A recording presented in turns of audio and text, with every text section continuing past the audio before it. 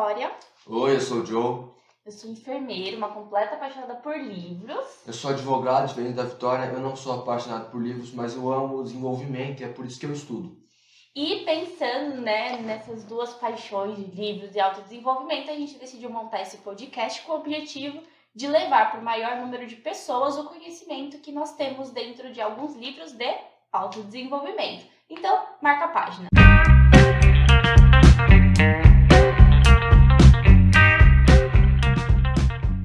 Então hoje nós falaremos do livro do Joel J. Quem é o Joel? Acho que vocês conhecem. Antes dele ser o coach, né? Quem a gente, não sei se você conhece, mas que as pessoas conhecem como coach, treinador de performance e autodesenvolvimento.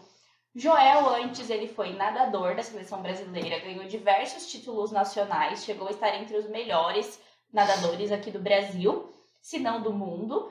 E depois, que ele saiu da natação, ele virou professor de educação física, é mestre em esportes pela USP, inclusive. E depois ele conheceu o Primo Rico, e aí, na verdade, ele foi coordenador do Instituto Neymar Júnior.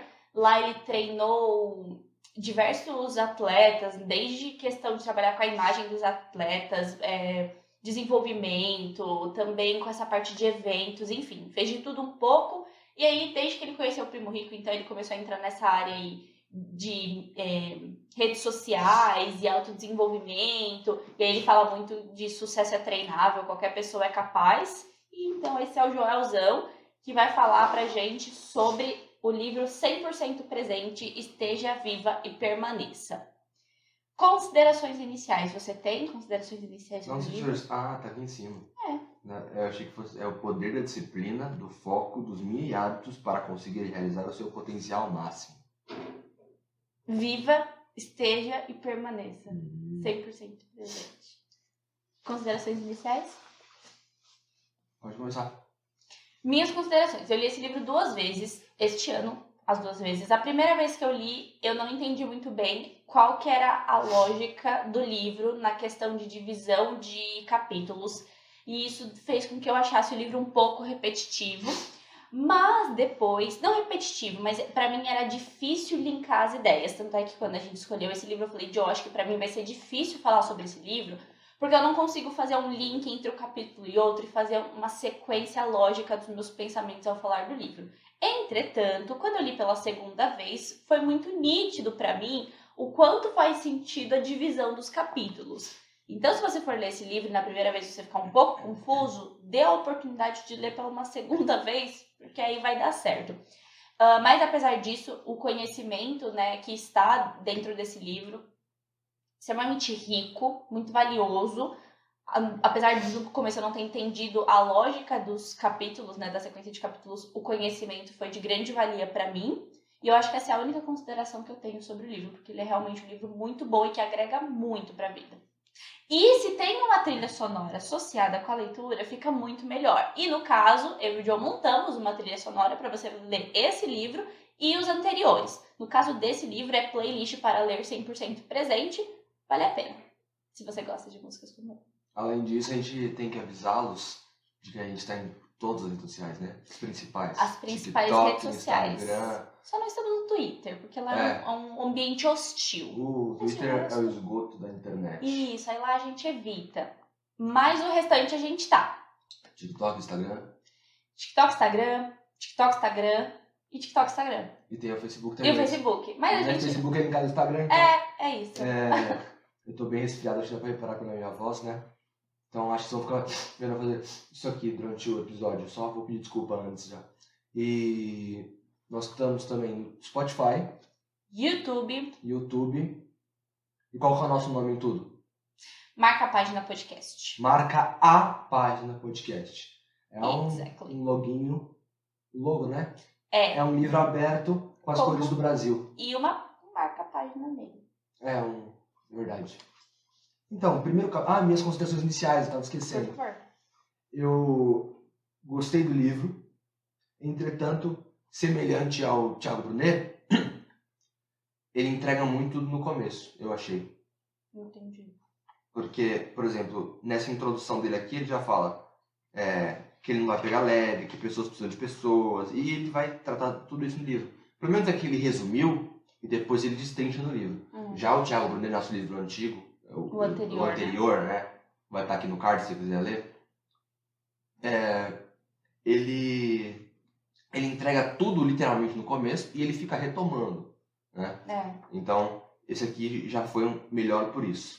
Outra consideração. Não que o do Thiago Brunet seja ruim. São Não. considerações, tipo assim, de Os dois como a são gente se muito bons. sentiu lendo, né?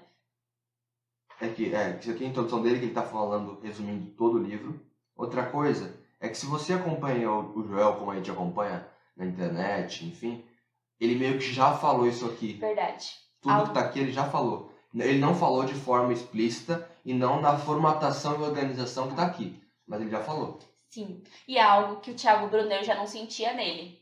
Porque o Thiago Brunet, eu descobri coisas novas lendo o livro. Muita coisa, na verdade. São poucos os pontos que eu já falei, ele já falou isso. Agora, o Joel, eu já sabia o conceito da maior parte das coisas, porque ele fala já no canal dele. Então, tem esse ponto também. E aí, partindo do capítulo 1, ele fala sobre nadar no vazio, morrer na praia e se culpar sobre isso. E antes do capítulo tem o... É prólogo que chama? Aquela dedicação, ó. É fácil? Que é um autor diferente que fala, né? O Thiago Nigro que faz. E o que é legal é que o Thiago, ele fala que quando ele conheceu o Joel, ele viu muito potencial no Joel, porém ele viu muito potencial desperdiçado. E aí o Joel ligou pra ele pra falar o que você acha de mim, alguma coisa assim. E aí o Thiago falou assim, você é tipo uma Ferrari, você é um motor de Ferrari num Fusca. Algo semelhante. E aí isso marcou o Joel, porque o Thiago via que o Joel, ele já vivia bem, mas ele era muito escalável o que ele fazia. Ele podia ser muito, muito, muito, muito mais do que ele já era naquela época. E aí o primo conversa com ele, e a partir de então ele se desenvolve. Não à toa, acredito que o Joel entregou o prefácio do livro dele para o Nigro. Mas, voltando para o capítulo 1. Então, o capítulo 1, ele fala, pra mim, né? O que eu mais extraí foi sobre como ele queria copiar as pessoas, como se falou no começo. Ele é nadador, né? Foi nadador da seleção brasileira.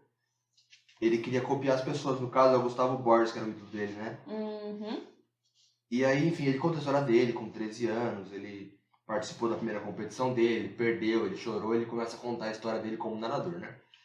E aí, depois ele fala que aquele ambiente que foi moldado para ele deu disciplina, foco, noção do esporte e tudo mais. E aí ele entrou de cabeça no esporte. E aí ele começou a se comparar ao Gustavo Borges. E era quem ele queria atingir. Eu quero ser melhor ou igual a esse cara, né?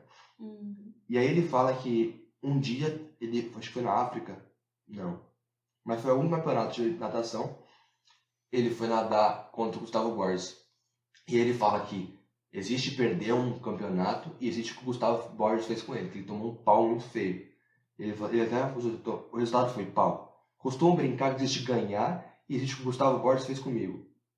Eu digo nas palestras que eu cheguei na parede e o Gustavo Borges tinha terminado a corrida. A corrida já estava seco lá. É o que ele fala. E aí ele começa a dizer isso.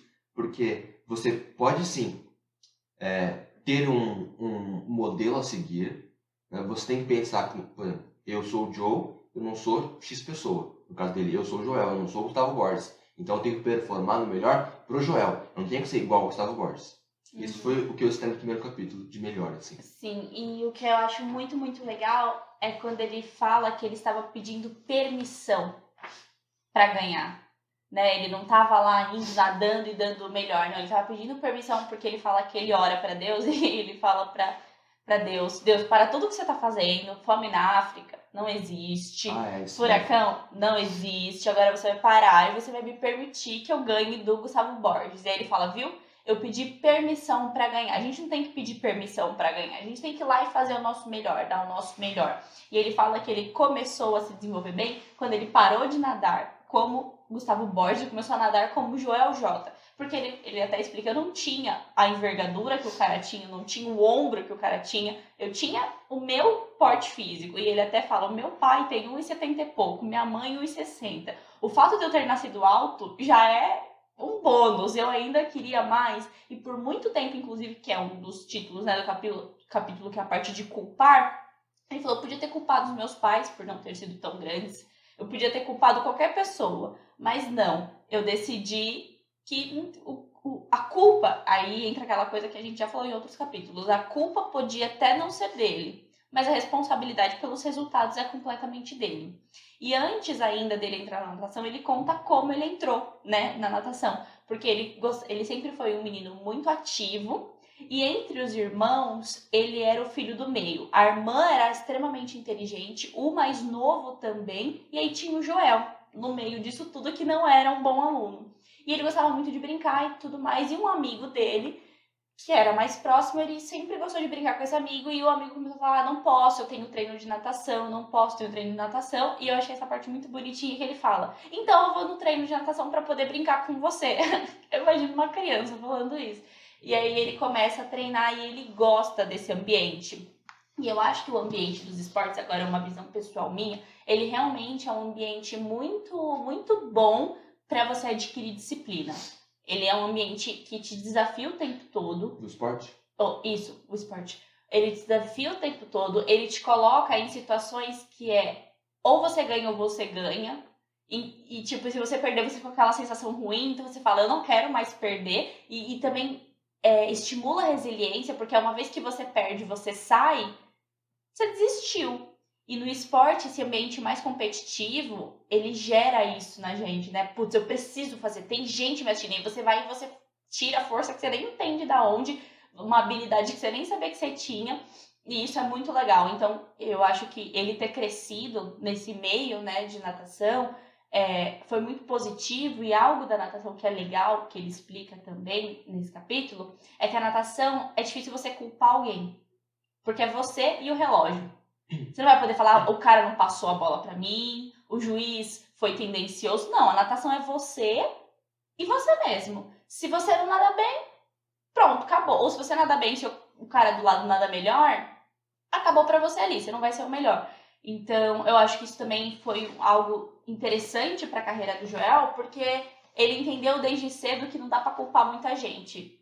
É ele e ponto. E ele tentou até culpar outras pessoas e o pai fala pra ele, ó, parou. Porque seu amigo nadou na mesma condição que você e teve um desempenho tão bom quanto. Então Isso não dá quando pra ele era mais culpar. novo, né? Isso, É exatamente. verdade. E aí, ele fala de atributos que o esporte trouxe para ele, puxando aqui o gancho que você abriu, leque que você abriu, enfim. Primeiro, sobre a hora H, né? Ele coloca o subtítulo aqui de incapacidade de performar. E aí ele fala que quando ele tomou esse pau do Gustavo Borges, ele falou assim, a primeira vez que eu vi o Gustavo Borges, eu tive que encarar ele. Ele era um gigante perto de mim, que você falou que ele era menor, enfim, tinha envergadura e tudo mais. E aí ele tomou a surra dentro da piscina. E aí ele fala que sobre a capacidade, que ele chama aqui, chama essa hora de hora H, que é o momento que você tem que realmente agir. Que é aquele momento que você sabe que é só você e você mesmo, que é o que você falou. Então, até no futebol mesmo, se você não passa a bola pra mim, tem um momento que o jogador, que é o craque do time, que ele tem que chamar a responsabilidade, que é a hora H, e ele que resolve o jogo. Então, só que esse momento, ele não vem do nada se você não se preparar para ele. Então, pode falar. Não, segue seu raciocínio. Aí, então ele fala, não adianta, no caso dele, ele nunca ter entrado numa piscina e achar que ele vai ganhar um campeonato. Isso não vai acontecer. Por exemplo, para mim, não adianta eu não estudar nada sobre, sei lá, direito tributário ou direito penal, sei lá, e depois achar que eu vou me virar na audiência. Não vai acontecer. Eu preciso estar preparado para, na hora H, eu saber tudo que eu estudei, tudo que eu me preparei para agir corretamente naquele momento. E pensando nisso que o Joe falou, ele também diferencia isso, o dia D da hora H. Nem sempre a gente sabe qual que é a hora H. O dia D a gente sabe. Então, trazendo o seu exemplo da OAB. Você estudou, você se preparou, você criou o seu método para passar na OAB. Então, você se preparou para o dia D. Inclusive, tá no link na descrição. Quem quiser, for advogado, quer dizer, for estudante de direito. E quer passar na OAB. O link na descrição aqui, é só você clicar que você vai abrir uma página, eu te encontro na outra página. Desculpa te interromper. E na outra página eu te explico como que funciona esse método. Maravilha. E então, nesse sentido, o Joe ele se preparou para o dia D. Mas na nossa vida, existem algumas horas Hs que a gente tem que se preparar. E às vezes a hora H cai no dia D. Então ele conta a história de uma menina que estudou muito pro vestibular e então ela se preparou pro dia D. Mas ali na prova, que era a hora H, ou seja, ou vai, ela ficou nervosa. Então o que adiantou? E não conseguiu, travou, não conseguiu fazer a prova. Então o que adiantou toda a preparação dela pro dia D se o pensamento, né, a parte emocional dela não estava preparada para a hora H? E ele faz essa diferenciação que é muito interessante e que vira a chavinha, assim, né? Porque de nada adianta você se preparar tanto, porque a hora H é o que vai contar de verdade. Sabe aquele jogo que é 1-0, só que o outro... Isso ele fala também, acho muito legal. Que ele foi, não sei em qual capítulo que ele fala, que ele foi no jogo do Santos e do Corinthians. E o Corinthians... E ele é corintiano, só que... Ele não é santista, não? Não, ele é corintiano, só que ele trabalhava no Neymar Júnior lá. E ele gostava muito do Neymar, até como um amigo. Então, se o Neymar fizesse gol, ele ficaria feliz. O Neymar, amigo dele, é o pai.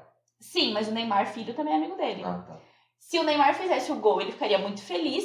Mas se o Corinthians ganhasse, ele ficaria super feliz. E acabou, se eu não me engano, o Santos tava pressionando muito o Corinthians, ou era o contrário. Um dos dois tava pressionando muito. Só que um time fez um gol e levou a vitória. Só que pra gente era o time que não merecia ganhar. E ele fala assim, não, claro que ele merecia. Qual que é a regra do jogo? Não é fazer o gol? O outro time jogou melhor. Fez o gol? Não fez. Na hora H, não fez nada. Então não merecia ganhar. Merece quem faz o que tem pra fazer. E isso é muito legal pra gente linkar com a hora H. É na hora H que conta. Ele falou isso porque ele é coach do Rodrigo, é um jogador do Real Madrid. E o Rodrigo foi no podcast dele. E ele falou isso, que o Real Madrid, nessa Champions League, o Real Madrid sofreu, nas finais, sofreu todos os jogos. Tipo, ele teve que reverter o jogo no final. E os times fizeram 3-1 no Real Madrid, o Real Madrid conseguia virar. Tipo, faltando 15 minutos pra acabar o jogo, o Real Madrid virava. E aí ele falou isso. Quem mereceu foi o Real Madrid. Não importa, o Real Madrid sofreu o jogo inteiro, tomou pressão o jogo inteiro, mas no final resolveu o jogo e acabou. E o jogo é esse. A regra do jogo é fazer gol. Mas eu tava pensando aqui agora, imagina um policial. O policial não sabe quando é o dia D e não sabe quando é a hora H. O dia dele, sabe, né? Ele precisa passar numa prova. Não, mas tô falando com ele trabalhando. Ah, tá. Tipo, deu uma merda, assaltaram um banco, uma operação que ele tem que fazer. Eu acho que o policial, acho que ele tem mais hora H. É. Dia D... Dia D pode acontecer assim. Não, e o dia D é sempre o dia que a gente se prepara. É aquele dia que a gente considera mais especial. Então, o primeiro dia que você vai entrar lá como policial, é a primeira ronda noturna que você vai fazer. Esses são seus dias Ds. Eu entendi. Agora, só a hora H, você não sabe mesmo. Deu uma merda ali e o policial pega um negócio em flagrante. Ele não se preparou pro dia D. Se preparou assim, teve que treinar, mas... Sim, então ele se preparou. É verdade. A sua mas hora aí não H tem o dia não. D, tipo, para cá, o dia X, o dia 28, eu sei que eu tenho uma prova, eu tenho que me preparar pra isso. O policial não tem isso. Entendeu? Eu entendi o que você quis dizer, mas eu discordo, porque eu acho que o dia D é aquele dia que a gente define. É o dia D. Entendi. Então ele pode definir vários dias Ds, mas a hora H Entendi. é mais difícil pra ele, enquanto pra gente, enfim, viajamos, nem isso. Segundo ponto que ele traz aqui do esporte, o ambiente. Ele titulariza aqui como seguindo gente feliz e se sentindo mal. Ele fala sobre a influência das redes sociais. E isso, de certa forma, é um ambiente também. O que o Thiago, por exemplo, fala também de ambiente, quando está falando lá do especialista em pessoas, né? O ambiente que você está inserido. E aí ele fala que quando a gente vai no Instagram, primeiro ele fala que tem um estudo da Microsoft, no Canadá, que o ser humano ele leva 8 segundos para prestar atenção em alguma coisa. Pra você pegar a atenção de alguém, você precisa, assim, De 8 segundos. nesses 8 segundos, ser ligeiro. Tem a parte do pitch também, de 3 minutos, né? Mas os 8 segundos, eles são os 8 primeiros segundos são essenciais pra pessoa você decidir que vai faz prestar um atenção. pré-conceito em 8 segundos. Se abrir um vídeo, 8 segundos não foi legal, você sai. Basicamente, é esse estudo da Microsoft, né? Tem até a referência aqui. E aí ele fala que esse negócio de influencer, de internet, tá todo mundo feliz, na verdade aquilo não é a realidade da pessoa, mas quando você está num ambiente desse, que hoje em dia todo mundo está num ambiente desse, né? Você abre ali uma influência sempre feliz, sempre ganhando dinheiro e por aí vai, você até sente menos e causa uma tristeza no seu coração por conta disso. Causa o chamado efeito rebote. Você segue aquela pessoa porque o conteúdo dela é legal, você fala, ela é uma pessoa sempre feliz, Só que aí você fala, pô, ela é uma pessoa sempre feliz, eu não tô sempre feliz, será que eu nunca vou conseguir ser igual essa pessoa? Que é o caso do Gustavo Borges, né? Quando ele saiu da admiração ao atleta e começou a querer ser o atleta. E aí essa linha, se você ultrapassa, aí a gente chama até de positividade tóxica. Eu falei isso já? Não. Não? Mas ele fala aqui, né? Não sei se ele chega a citar esse termo, mas a tal da positividade tóxica, a pessoa tá sempre feliz, sempre ganhando dinheiro. E claro, a gente não vai ficar gravando nossa família brigando. Mas a gente sabe que isso acontece, por mais que a pessoa viva feliz nas redes sociais. As redes sociais são para isso, para mostrar a parte legal da vida.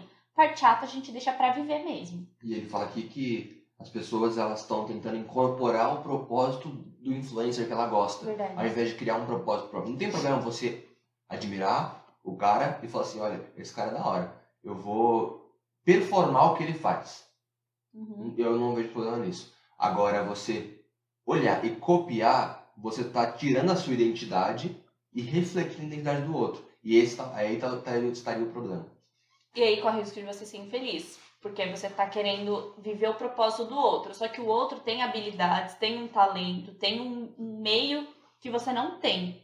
O seu propósito é diferente. O meu propósito, Vitória, é completamente diferente do propósito do Joe. Eu não posso viver o propósito dele. E é até um perigo do que ele traz também, não sei se é nesse primeiro capítulo, mas que ele fala de pessoas que deixaram de viver o seu propósito para viver o propósito do pai, da mãe, de outra pessoa e foram infelizes por causa disso, né? Porque não acreditaram no propósito ou porque estavam vendo o propósito de outra pessoa.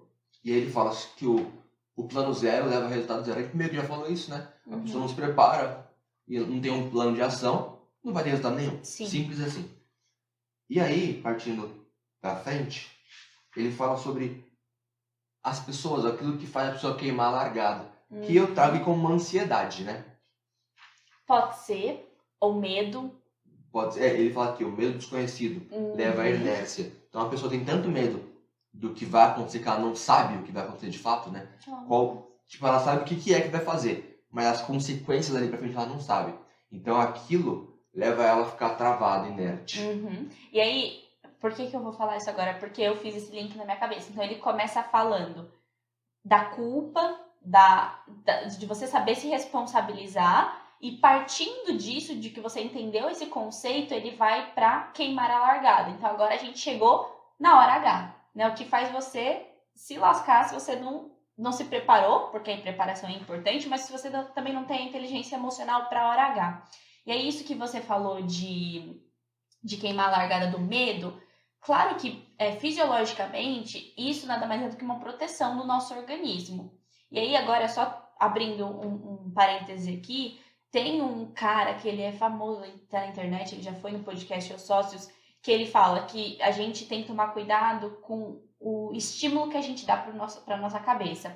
Porque se eu tô com medo de apresentar, por exemplo, algo para minha turma, um trabalho, e aí eu falo assim, nossa, o pessoal deixou o grupo trabalho para eu apresentar. Joe, você apresenta para mim? Aí o Joe fala, beleza, dessa vez eu apresento. Qual que é o reforço positivo que eu dei pro meu cérebro? Deu certo. Alguém vai fazer para mim. E aí, se da próxima vez eu consigo alguém também, o meu cérebro ele entende que o reforço positivo é sempre achar uma saída para outra pessoa fazer e não eu. Agora, se você vai lá, apesar de você passar vergonha ou não ter sido tão bem, você termina e você fala, putz, foi ruim, mas não foi a pior experiência da minha vida. Eu sou capaz. Esse é o reforço positivo que você pode dar pro seu cérebro. Então, evite fugir das situações que você tem medo. Faça, porque você pode tá dando um reforço positivo errado pro seu cérebro e ele vai estar sempre respondendo a isso. E aí ele fala desse medo paralisante. O medo ele não pode ser paralisante, apesar dele ser fisiológico, positivo, teoricamente, porque na evolução o medo servia pra gente não morrer. Mas ele não pode paralisar a gente, porque senão você vai ser comido por um leão, por exemplo, se a gente pensar na evolução. O segundo ponto de queimar a largada é a preguiça, que causa uma falta de disciplina, né? E aí ele fala aqui, não é ele que fala, é algum filósofo, que Confúcio, a única pessoa incapaz de aprender é a preguiçosa. E aí, todo mundo sabe que é preguiça, né? Então, eu levo como ansiedade porque isso são características de uma pessoa ansiosa, né? A preguiça? Não? Não acho. Tá. Assim, eu sou preguiçosa e eu sou ansiosa. Não, mas eu me refiro assim. A pessoa, às vezes, ela usa da procrastinação. Mas aí não é preguiça. Não? Porque, ó, por exemplo, vou citar eu de exemplo. Eu sou extremamente ansiosa, então eu não consigo ficar parada. Então, como é que eu procrastino? Tô limpando a casa. Não precisava estar limpando a casa, mas eu sinto que eu precisava estar fazendo alguma coisa. Eu não podia ficar parada. Então, eu limpo a casa. Você pessoa que assiste Netflix, por exemplo. Ah, pode ser. Ela tá com preguiça de estudar. Mas eu acho que, não sei se a preguiça é completamente relacionada à ansiedade. Qualquer pessoa pode ser preguiçosa. Sim. Mas, enfim. E aí ele fala que para você vencer isso, precisa de 4 passos. Primeiro, o autoconhecimento, que é para conhecer o seu mecanismo preferencial de aprendizagem. Então, existem pessoas que elas são sinestésicas, visuais, auditivas e... esqueci, tem mais um. Sinestésico é aquele que escreve. Sinestésico é aquele que sente. Sentimento. Não, sim, é aquela pessoa que precisa escrever. É? Tudo bem. A visual é só assistir a auditiva, é só assistir a aula visual. A auditiva é preciso ouvir, né? E a outra é aquela que ela desenha. Essa é a sinestésica. Então são 3 mesmo. Eu acho que tem mais uma, mas eu esqueci também agora. acho que tem mais um. Tá. Tem aquele que é falando também. Mas tem um termo pra isso mesmo, mas esqueci. Enfim, então, eu acho que é isso que ele quer dizer aqui. Com esse autoconhecimento, você vai entender qual a melhor forma que você se adapta, como você estuda e você absorve aquele conhecimento. Então, você precisa ter esse autoconhecimento para você agir e estudar daquela forma. Pausa. Tem gente que usa isso de desculpa. E aí eu tenho o quê? Eu tenho incontinência facial. Quando eu vejo alguém fingindo... Incontinência facial. Quando eu vejo alguém falando, é porque eu sou visual, ou eu sou auditiva, basta eu ouvir uma coisa que eu aprendo. Você tá mentindo pra você.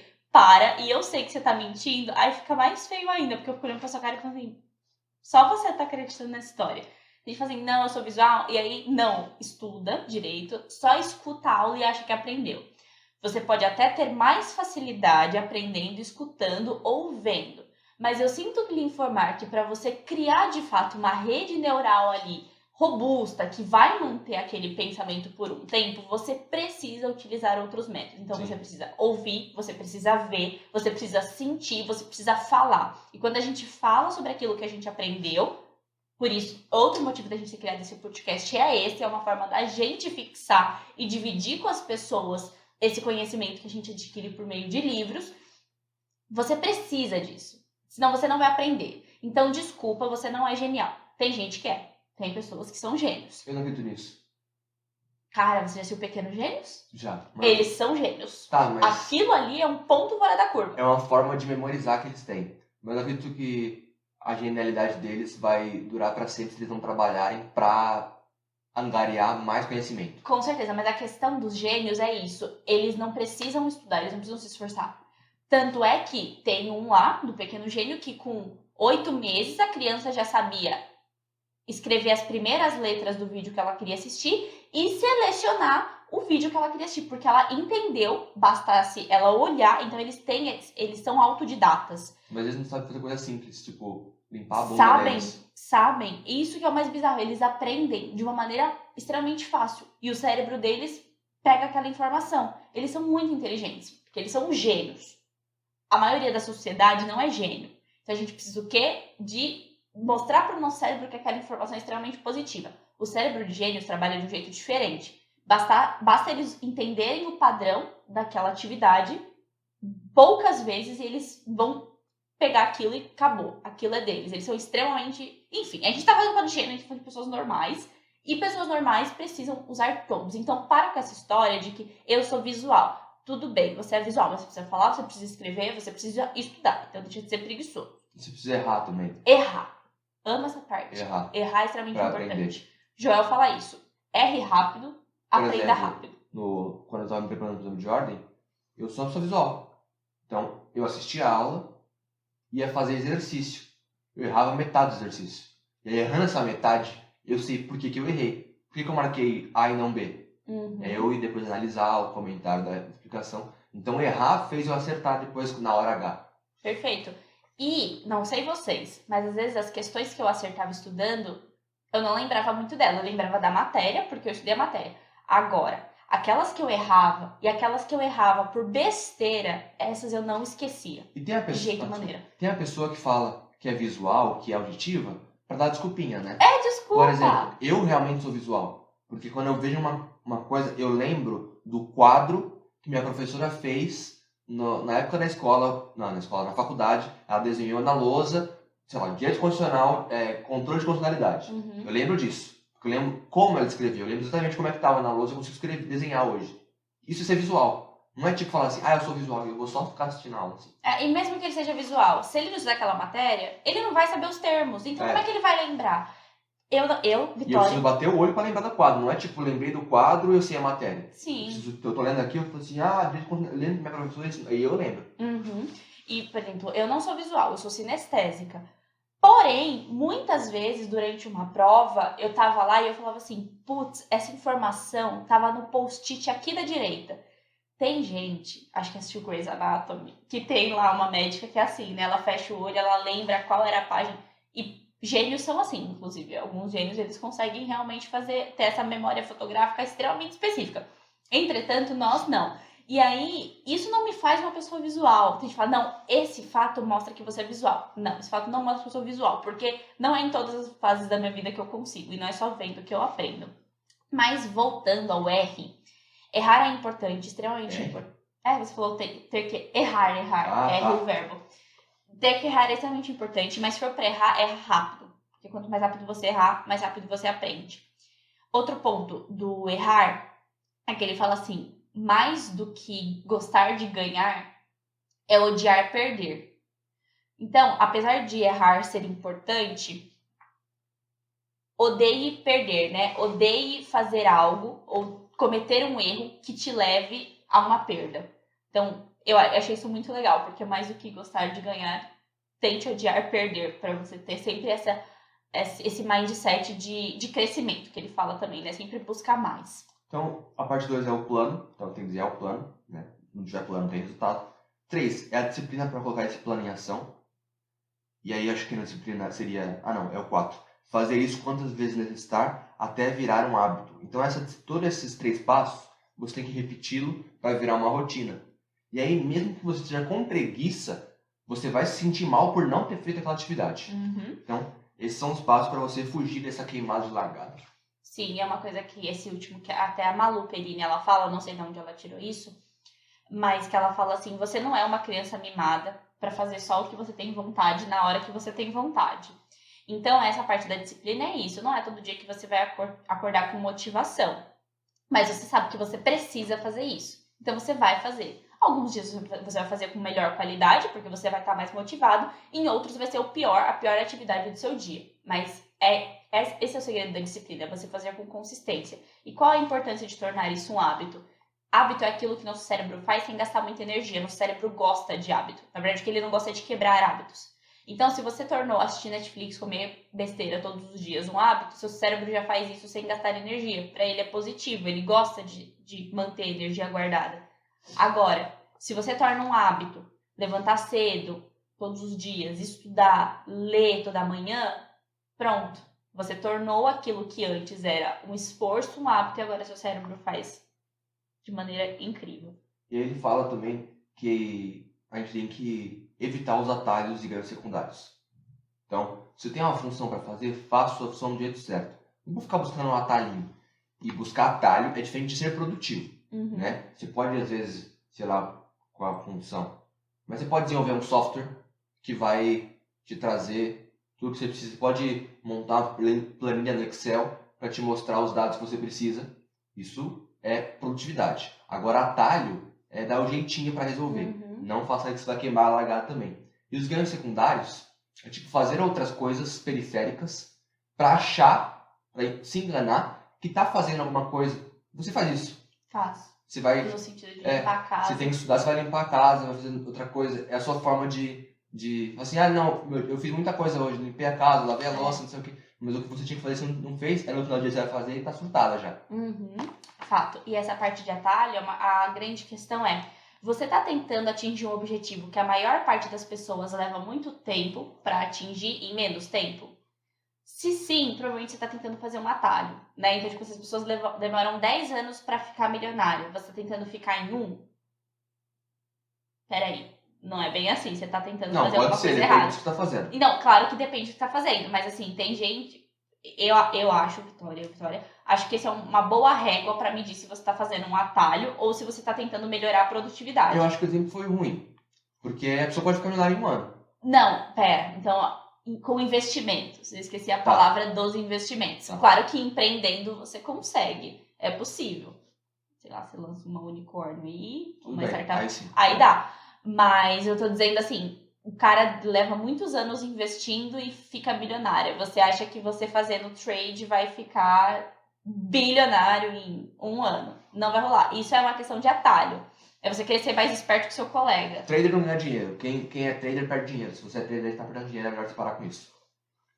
Mas tem gente que é e tá tem dinheiro de verdade. Bom, as pesquisas afirmam, e é a pesquisa da FGV, não é minha, que 5%, salvo engano, das pessoas que fazem trade são as que ganham dinheiro. E dessas 5%, acho que 1% ganha dinheiro de verdade, entendeu? Ganha, tipo, dinheiro, tipo, mais de 30 pau no mês. Bom, enfim, se você acredita no seu potencial como trader, a gente não tá aqui pra desmerecer o seu trabalho. Existe gente que ganha dinheiro. Mas aí depende o que é dinheiro pra você. Tem esse ponto, esse referencial. Pra mim, ganhar dinheiro Não é ganhar 5 mil por 200 mil por mês. E isso pra mim é ganhar dinheiro. Ganhar 5 mil por mês, tô na merda. Tô aqui provando que não é dinheiro. Entendeu? Mas atalhos, enfim. E o outro que você tinha falado antes de atalhos era não... Atalho. A gente encerrou o outro. Não, mas a gente é atalhos e você tinha falado um outro. É que agora eu me perdi nessa parte do trader. Não tem problema, vamos seguir. Eu falei da disciplina e do ganhos secundários. Ganhos secundários. Fazer outras coisas esperando ganhar, ter ganhos secundários. É nesse capítulo que ele fala do plano A, B, C, D? Não sei. Mas eu vou trazer ele agora então. Que essa parte de ganhos secundários, você tem que tomar cuidado também. Porque às vezes você fica atirando para todos os lados e você esquece do seu plano A ou do seu propósito.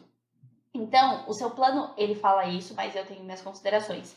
O seu plano B, C e D, ou seja, os seus ganhos secundários, tem que ser fazer o seu plano A dar certo. Você não pode ter outros planos. Porque uma vez que você... There is no plan B. Exato. Uma vez que você desenvolve outras estratégias, significa que você já está pensando na possibilidade do plano A dar errado. E se você está concebendo a possibilidade do plano A dar errado e você ter outro atalho, de outra ala ali de fuga, é porque você já não tá mais acreditando no seu plano A. Não tô dizendo para você viver num mundo de poliana. Não vai ser trouxa largar emprego hoje e falar, não, meu plano A é ser empreendedora, eu vou pedir demissão e eu tenho uma família para cuidar. Não, é assim que funciona. Exato, existe disciplina, né? Você se preparar para o seu dia D. Não tô dizendo para você viver um mundo de poliana onde tudo tá certo. Claro que você tem que mensurar as ameaças, né? Enfim, as ameaças. Tem que ter aquele parâmetro onde tem as ameaças, os benefícios, enfim. Você precisa mensurar as ameaças e tentar mitigá-las. Entretanto, os seus outros planos não devem ser rotas de fuga. Tem que ser rotas que te ajudem a fazer o plano A dar certo. Nesse ponto eu discordo um pouco, porque eu já assisti um vídeo do TED Talks e eu me vi nesse vídeo que tem gente que tem dificuldade de encontrar um propósito. Tem gente que gosta de fazer muita coisa. Eu, Vitória, a cada aula da minha faculdade, quando eu estava fazendo faculdade, eu gostava daquela matéria. Então, se eu estava num semestre que tinha saúde do idoso, eu gostei de saúde do idoso. Quando eu fiz parte de psiquiatria, eu gostei muito de psiquiatria. Quando eu estudei urgência e emergência, eu amei oncologia, pediatria, enfim. E na pós-graduação está sendo da mesma forma. A cada nova matéria, eu gosto muito dessa matéria. Isso não significa que eu sou uma pessoa desfocada. Só significa que eu gosto muito de muitas coisas. Eu tenho essa facilidade para gostar de coisas e eu gosto muito de aprender coisa nova. Então, para mim, essa parte de o seu plano B tem que ser fazer seu plano A dar certo, é um pouco disfuncional. Porque eu não tenho plano A, afinal eu gosto de fazer muita coisa. Mas isso não tá mostrando que você não tem plano nenhum? Na verdade eu tenho um plano. Eu tenho um plano de vida. Mas um plano, tipo assim, eu vou fazer só isso pro resto da minha vida, me incomoda. Ah, tá, entendi. Isso me traz uma ideia de monotonia, de que minha vida vai ser chata, porque eu só vou fazer uma coisa o tempo inteiro. E eu, Vitória, não funciona então você assim. tem um plano. Tenho um plano de vida, mas eu não Então, tenho aquela coisa de... É o seu plano A. Mas tem gente que tem, tipo assim, muito bem definida. E é uma coisa que a gente até fala na nossa sala de aula da pós-graduação. que são poucas as pessoas que um dia descobrem o seu talento assim, ó, e sabe que aquele é um talento. Que é o caso daquele Clóvis de Barros Filho, sabe? Que fala do estoicismo. Jornalista, advogado, sei qual é. Ele não é advogado. É. O Clóvis não é advogado, ele é filósofo. Tive lá no olho, ele não é filósofo. Ele é advogado? Jornalista, advogado. Ele é jornalista, porque ele fala isso pra mim, verdade. E aí, ele fala que ele era ruim em tudo, só que quando ele descobriu uma coisa boa, não à toa, ele ficou muito famoso por essa coisa boa que ele descobriu, que ele tem, né, de talento. Claro que isso gerou muitas decepções e frustrações na vida dele, porque ele não foi bom em muitas coisas na vida. O pai falava, meu filho, você não é bom em nada. Mas a única coisa que ele era bom foi muito claro, foi muito nítido. E eu senti até inveja dele. Eu falei, putz, eu queria que fosse fácil assim, identificar aquela coisa que eu sou muito boa. Porque, vai parecer idiota falar isso, mas eu me acho boa em muitas coisas. E aí fica difícil saber qual eu sou a melhor. E eu não sei que caminho seguir. Parece idiota da minha parte falar isso, mas é sério, ó, eu me acho boa em matemática, eu me acho boa na minha área, eu me acho boa em falar novas línguas. Mas é muito diferente. Você é boa em matemática porque você busca ser boa.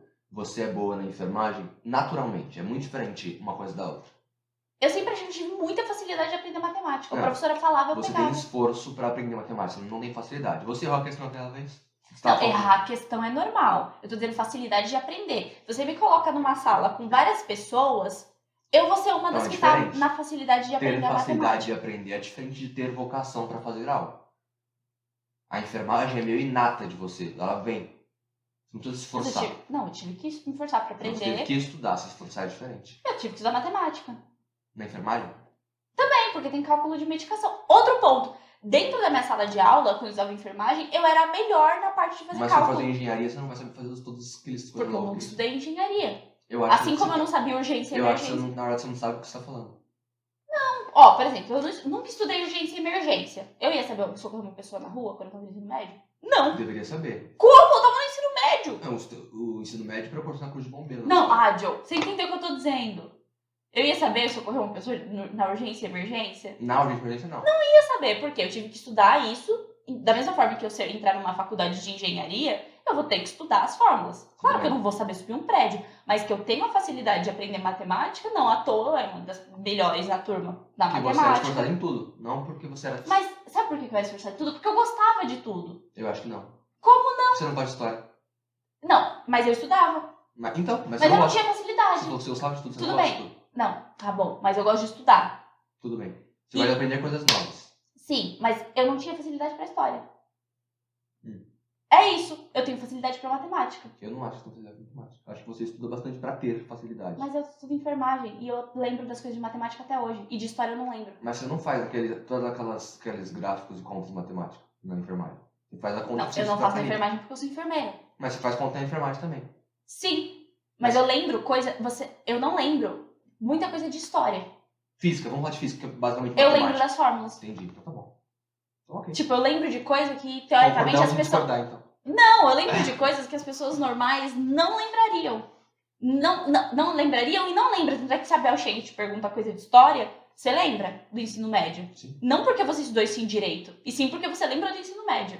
Agora, se a Bel vem e pergunta pra mim, como ela tava perguntando, Vicky, qual que é a fórmula pra eu conseguir descobrir a circunferência do círculo? Eu bati o olho no livro dela e falei assim, é isso aqui. Não, você leu o livro antes. Você não bateu o olho. Mas em quanto tempo? Mas você leu, você estudou. Eu estudei, em 5 minutos eu li 3 páginas. Foi sim. Tá bom. Vocês no vídeo não conhecem o Joe, mas ele é um grande contador de mitos na vida real. Então, se você conhece o Joe nesse vídeo, por favor, me ajuda, porque ele adora inventar histórias. É fácil de pegar. Mas eu tenho facilidade pra muita coisa, mas o fato não era esse. O fato é, esse vídeo do TED Talks, a moça ela fala, tem pessoas que têm muitas paixões. E nesse caso, fica realmente difícil de descobrir o seu propósito. Então, o ponto é, você precisa não fazer tudo de uma vez só. Fazer as coisas uma de cada vez. E você sempre vai precisar de pessoas. Que o Joel traz como um dos principais princípios, né, do livro dele pessoas precisam de pessoas. Então, a gente não vai conseguir fazer nada sozinho. Mas se você se enxerga em muitos lugares ao mesmo tempo, você fala, putz, eu sou muito bom nisso aqui, mas eu também gosto disso aqui, só não tente fazer tudo de uma vez. Então essa parte do Joel fala de tem o plano A, esse é o plano B e C, tem que fazer o plano A dar certo. Eu já não curto muito, pelo menos eu acho que não se encaixa tanto na minha vida, na minha personalidade. Eu, Vitória. Certo. E aí ele fala sobre você pensou no começo, pedir permissão após esse... O que você usou comigo agora? Argumento ad persona. O que é isso? Schopenhauer vai falar disso quando você ataca a pessoa e não mais o argumento que a pessoa usou. Você ataca a pessoa, que você acabou de fazer agora. Eu não Você falou que ele ataquei. inventa. É verdade.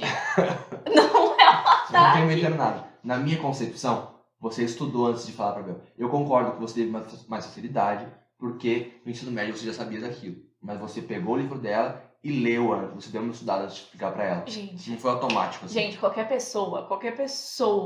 Meu pai é um cara que tem muita facilidade pra matemática. Ele é um cara assim, você fala uma fórmula pra ele, mas eu tenho certeza que aquilo que a Bel me perguntou, uma pessoa normal, o Joe, ia ter que passar pelo menos umas 2 horas Eu não sei matemática. pra tentar. Resistência. Porque você não tinha facilidade. Você não tem facilidade pra matemática. É seu. Você não tem problema Entendi. você ter facilidade. Eu não tô falando que tem problema. A única questão é que você tá tentando falar que eu não tenho, é que eu tenho facilidade pra muitas coisas. Então, por exemplo, eu tive facilidade pra aprender inglês. Eu entrei no Não foi inglês isso no que eu mesmo disse. tempo que o Joe. O que você Você disse? traz em inglês. Mas o que eu disse é que você pode sim ter facilidade. Não foi dentro Pra dessa frase. muita não. coisa. Tudo bem. Mas o seu foco é outro. Não é porque você... Não é tudo fácil pra você. Não é assim que funciona. Não é tudo fácil, mas assim, perto de muitas pessoas, eu tenho facilidade pra muita coisa. Então, eu aprendi inglês muito rápido, eu aprendi espanhol muito rápido. Eu tenho uma facilidade gigante pra área de exatas. É fácil pra mim. Tipo, as pessoas ficam, meu Deus, isso é muito difícil. E pra mim tá tipo, nossa, isso é muito maneiro. Sim, depois que você aprende a primeira língua, as outras se tornam mais fáceis. Mas eu aprendi inglês com muita Eu facilidade. concordo com você. Mas eu tô me referindo a... Não é uma questão... Eu posso ter me expressado mal. Mas não é uma questão de... Eu sei tudo. É uma questão de... Você se esforça para saber. Eu posso me esforçar, mas existe a questão do esforço e existe a questão da facilidade. O fato de eu ter facilidade para aprender muitas coisas faz com que eu queira me esforçar para aprender mais. Mas se eu não quisesse mas aprender, o que você tá calma, falando? se eu não quisesse aprender mais, eu continuo tendo muita facilidade. Mas o que você está falando me soa uma desculpa para falar que você não sabe ainda qual que é o seu foco. Mas não é uma desculpa. Eu tenho um plano de vida, mas eu posso chegar nesse plano de vida de várias maneiras. Eu tenho várias rotas para chegar lá. Por isso que eu discordo do Joel. Pra mim, essa parte do Joel não se aplica pra mim, Vitória. E aquela moça do vídeo TED Talks, ela mostra os mesmos pensamentos que eu tenho. Por isso que eu me vi muito nela. Porque ela fala, as pessoas falavam, tenha um propósito. Fala, tudo bem, eu Vai dar um bom corte isso aqui. sei aonde eu quero chegar. Vai. Eu sei aonde eu quero chegar. Mas eu tenho muitas habilidades que eu posso chegar lá. E acho que muita gente tem muitas habilidades. E isso deixa muitas pessoas perdidas. Porque a gente olha pro Joel e fala assim, pô, esse cara tem um projeto de vida muito bem feito. Eu não tenho. E eu ficava assim, putz, eu não tenho um propósito. Mas eu me acho boa em muita coisa. Eu tenho facilidade pra muita coisa. E aí, realmente, eu sou uma pessoa esforçada. Mas isso não muda o fato da minha facilidade para aprender várias coisas. Tanto é que as pessoas falam uma coisa pra mim, se eu tenho facilidade, cara, eu não vou esquecer aquilo. Vai ficar na minha cabeça. Por isso que eu tenho muita coisa guardada de lá atrás. E história e geografia, por exemplo, eram coisas que eu tinha que me esforçar e que eu não me esforcei menos que pra matemática. Mas por que eu lembro matemática e não lembro história e geografia? Porque a minha facilidade é essa, não é história e geografia. Entendeu? Entendi. Pode continuar. Obrigado. Eu ia falar outra coisa. Bom, vamos seguir aqui. Ele fala sobre dizer não. E agora sim estar 100% presente, né? Isso aqui pra mim foi tudo introdução. Eu até pulei porque, né? Acho que ele introduziu muito. E ele fala no sentido de você desempenhou um plano, um propósito. Se chegar alguma outra coisa pra você, você tem que ter maturidade de saber falar não para aquilo. Além disso, você não tem que pedir permissão para as coisas. Claro, você tem que ser respeitoso nas coisas que você faz quando você aborda as outras pessoas. Isso envolve lá o especialista em pessoas que a gente estudou no vídeo anterior. Tá aqui no card, a gente já falou. E Eu me perdi o que eu ia falar, meu raciocínio. Mas você tem que saber dizer não no sentido de, quando chegar uma outra coisa para você fazer, você tem que falar não, independente do que dessa oportunidade, porque o seu foco é outro. A não ser que aquilo vai te levar ao foco. E aí eu posso concordar com você no sentido de vários caminhos para atingir o foco. Sim, mas outra coisa também, que é aquela música do TED Talks, ela fala. Eu vou falar o vídeo pra vocês. If I am passion for more than one thing. É algo do tipo, joga isso no TED Talks e vai dar certo. Mas ela fala justamente isso. Tem gente que gosta de muita coisa, né? Se vê em muitas áreas. E aí vem a parte do não. Apesar de você se ver em muitas áreas, você precisa saber fazer as coisas uma de cada vez. Então, eu sou enfermeira. Só que eu vi uma oportunidade dentro da enfermagem na área de análise de dados. E dentro da análise de dados, eu tenho parte mais matemática. Achei legal. Falei, posso tentar, porque eu vou unir o útil ao agradável. Área da saúde com uma área diferente que eu não vou precisar, por exemplo, entrar na assistência. Não que eu não goste da assistência, tá vendo? Já gosto de assistência. Mas o que eu tô fazendo uma coisa de cada vez. Porque se eu quiser fazer assistência, gestão, análise de dados, não dá. Então eu falei não agora para assistência, que é uma parte que eu gosto, para focar na área de análise de dados e gestão, que tem a ver. Então o não, ele entra nisso também. Apesar de você ter vários focos, vários caminhos, você precisa percorrer um de cada vez. Senão você não faz nenhum bem Então, feito. se eu tenho vários focos, você não tem foco. Foco é um só. Vários caminhos, eu concordo. Mas eu falei vários caminhos, não vários focos. Falou vários focos. Não, falei vários caminhos. Você tem um propósito, que eu acho que eu tenho vários caminhos que eu posso chegar lá. Bom, volta no vídeo e vocês vão ver que ela falou vários focos. E agora vocês vão ver que ele é um grande contador de mito. Podemos Como eu continuar. falei, argumento lá de persona. Aqui ele fala sobre fazer uma autoanálise. Na verdade, um pouco antes, ele fala sobre combater a obesidade cerebral. Né? Que você tem que organizar sua mente e não ficar acumulando um monte de coisa, porque aí você literalmente fica obeso naquele sentido. E você tem que organizar sua mente para usar aquele conhecimento focalizado. E o sucesso, pelo que ele fala aqui, está no processo de você desempenhar um plano e, se necessário, adaptar esse plano. Esse processo que te leva ao sucesso.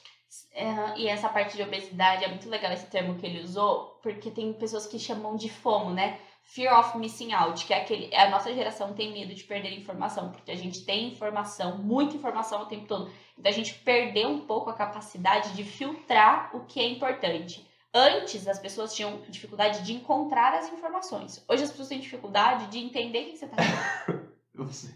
Hoje as pessoas têm dificuldade de entender o que é a informação mais importante para ela. Então a gente está sempre com medo de perder alguma informação. E às vezes aquela informação a gente não precisa, então não tem problema perder. E isso é a obesidade mental. A gente acha que a gente tem que ter muita coisa. O que você tá vendo? De você. Por quê? Porque eu achei engraçadinho. Continua. E aí ele fala sobre enxergar e eliminar as interferências que vem. E aí também envolve o dizer não, né? Uhum. Porque não, literalmente não para as pessoas, mas dizer não para alguma interferência, ou metafórico não, uma interferência que vem para você. Então, jogar videogame, que seria o meu caso, assistir uma série no Netflix, na Amazon, enfim, no HBO, são interferências que não vão te levar ao resultado que você quer atingir. Não que você não possa se divertir assistindo Netflix, jogando videogame, jogando bola, enfim, mas tem um momento certo para aquilo. Uhum. No momento de estudar, você tem que estudar. Há tempo para tudo, né? Salomão dizia em Eclesiastes. Sim, e aí Salomão. Ih, o que eu ia falar? Sobre... Ah, tá. Esse cara que eu falei que ele é da neurociência e tal, ele fala também de se você tem coisas que você gosta de fazer e que muitas vezes são interferências, joga essas... Quando eu digo de lazer, tá? Joga essas coisas como recompensa. Tipo petisco, cachorro. Exato. Então, tipo, eu tenho que estudar. Estuda, mas se eu estudar 1 hora sem desfocar, eu vou poder jogar... Ou se eu terminar isso, eu vou poder jogar videogame. Então, isso vai ser um reforço positivo. E aí você consegue fazer aquilo que você quer fazer e usar isso de maneira que você não vá se distrair. Isso. E ele vai falar aqui também de que a gente tem que andar contra a maré, né? Não necessariamente tem que andar, mas tem que saber analisar muito bem. Quer dizer, ele fala em andar contra, mas eu interpretei diferente. Analisar muito bem se tá todo mundo andando para cá. Você tem que ver, será que é isso mesmo? Será que é aqui mesmo que a gente tem que andar? ou a gente tem que virar e falar, não, vai até ali. Entendeu? Eu quis entendi, dizer? mas aí tem que tomar bastante cuidado pra você não ser aquela pessoa que é do contra só porque ela gosta de ser do contra, ou se você de fato tá andando contra a maré. E aí o contra a maré que ele diz não é tipo assim, aquilo que eu falei. Os grandes investidores, a maior parte das pessoas que entendem de investimento, falam que pra você ganhar dinheiro com investimentos leva muito tempo. E aí o bonitinho ali, que nada contra a maré, tá falando que em um ano você consegue. Isso não é nadar contra a maré, isso é ser inconsequente. O nadar contra a maré é tipo assim, todo mundo acorda, entra no trabalho às 8, acorda às 6, se arruma rápido, sai de casa rápido e vai. O nadar contra a maré, você vai acordar às 5, você vai estudar, você vai se preparar, e aí você vai chegar no trabalho muito mais preparado do que aquela pessoa que saiu correndo de casa. E isso é nadar contra a maré. E dormir cedo também, né? Não é dormir 3 Não, horas da manhã e exato. acordar assim. Sim, exato. E, por exemplo, dormir cedo, aí é nadar contra a maré, porque tá todo mundo assistindo novela, reality show, não sei, fazendo outras coisas, e você foi dormir cedo porque você tem um objetivo. Você vai acordar amanhã e vai cumprir aquele seu objetivo. Isso é nadar contra a maré. Então, tomar muito cuidado pra você não só que ser aquele cara inconsequente que gosta de ser do contra porque é maneirão e você é o mais esperto que todo mundo. Outra coisa que é nadar contra a maré é, por exemplo, uma pessoa que fica de braço cruzado assistindo Netflix, esse serviço de streaming lá, falando que ainda não está fazendo o que ela quer fazer porque ainda não sabe qual que é o plano de vida dela. E ela está esperando chegar. Não é assim que funciona.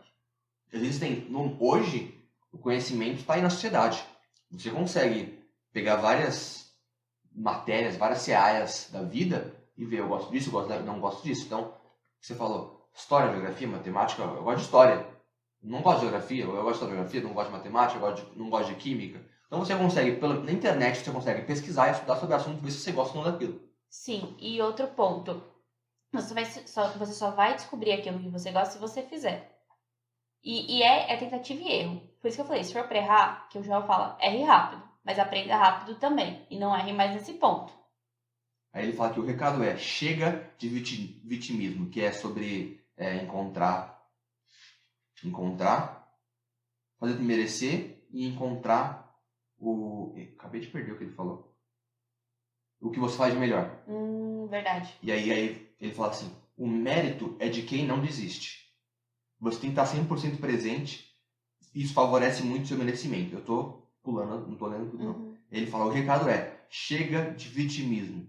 De uma vez por todas, você precisa confiar mais em si do que nos outros e desempenhar melhor que os outros para merecer mais do que ninguém vencer qualquer batalha. Outra coisa que ele fala também é que o esforço vence o talento, né? Então, e outra coisa, não, rapidinho, abri um parênteses ainda. Quando ele fala assim que eu, por exemplo, vamos voltar para a polêmica matemática, história e geografia. Lá vamos. Eu posso me dedicar muito para história e geografia. Eu não vou sair da mediocridade. Eu vou ser mediana, por mais que eu me dedique muito, porque esse não é o meu talento. Agora, me coloca para estudar enfermagem, porque eu sinto que eu tenho talento para isso, e adicionado a isso, me coloca esforço, eu provavelmente estarei acima da média. Isso que o Joel fala no livro. Então, se você ficar insistindo, batendo em ponta de faca, de fazer aquilo que não é o seu propósito, de fazer aquilo que você sabe que você não é bom, você provavelmente será uma pessoa mediana. Agora, se você fizer aquilo que você gosta, que você sabe que você tem facilidade, que você faz melhor do que a média das pessoas, ali, se você colocar naquela sua facilidade o esforço, ali você passa da média. E isso eu concordo com ele no livro. Então, o esforço ele ganha do talento. Todas as vezes, Orlando. Tá bom. Então, acho que se você focar em matemática, não é que você falou que tem facilidade em matemática, nisso eu concordo, tem facilidade realmente. Mas, se você focar em história, você vai ganhar. Se você tiver esforço. Eu acho que todas as vezes esforço ganha talento. Eu acho que não. Eu acho que assim, o esforço somado ao talento te torna acima da média. O esforço naquilo que não é pra você te deixa na média. E nisso eu concordo muito com o Joel. Um exemplo do futebol. As pessoas falam que o Messi é genial e que o Cristiano Ronaldo não é. O Cristiano Ronaldo ganhou por esforço. Eu discordo. Porque o Messi, ele é um cara que tem nanismo. Ele teve que se esforçar muito para ser o Messi. E o Cristiano Ronaldo também. Ele tinha um talento natural ali pro futebol. Coordenação motor, enfim. E ele se esforçou ao ponto de ser o melhor do mundo. quando ele era mais jovem, por exemplo, ele era um cara mais driblador, semelhante ao que o Neymar é hoje. E aí... Neymar não é driblador? Continua! Ó, se ela falar mal do Neymar de novo, eu vou tirar ela do podcast. Vou fazer sozinho. Inclusive, o Neymar vai trazer o Hexa pra gente. Ele era mais novo e era muito driblador. Isso. Ponto final. E aí, ele percebeu que o futebol se atualizou com o Cristiano Ronaldo. E ele se esforçou ao ponto de se tornar um centroavante, um cara goleador mesmo. Entendeu? Se você analisar o Cristiano Ronaldo no futebol, ele fez isso. Então, eu acredito que ele se esforçou. O esforço fez ele ser aquilo. E na época dele, as pessoas falam assim, ele é um bom atacante, melhor atacante. Mas existe centroavante melhor. Quando ele se esforçou para virar um centroavante, ele se tornou o melhor centroavante do futebol. Porque ele tinha o que você começou falando? Ele tinha Ele já tinha matéria-prima, eu concordo. Mas eu tô falando assim, se você quer fazer alguma coisa, é diferente de não gostar. Se você quer, tipo, eu quero saber de história, eu vou me esforçar e eu vou conseguir. Eu acho que o esforço ganha talento sempre. Se o Rogério Ceni se esforçasse para ser centroavante, Ele não era seria... Tudo bem. E como é que ele finalizou a carreira dele? Eu concordo. Como goleiro. Por quê? Onde que estava o talento dele? No gol. E onde que ele jogou o Você não acha esforço que ele se dele? esforçou? É isso. Mas a gente tá falando a mesma coisa. O talento somado ao esforço ganha todas as vezes. Agora, um cara que não é pra fazer aquilo, nitidamente ele não é bom naquilo, se ele se esforçar, ele se torna mediano. Porque aquilo não é pra ele. Se um dia eu virar professora de história, eu vou ser uma professora de história mediana. Agora, se um dia eu me tornar professora de enfermagem, aí talvez eu esteja ali entre as melhores, porque eu gosto disso. Eu sinto que eu tenho a vocação para isso. Então, eu vou colocar o meu talento nisso e o meu esforço. Então, isso a gente falou a mesma coisa. O Cristiano Ronaldo e o Messi, eles já tinham o talento.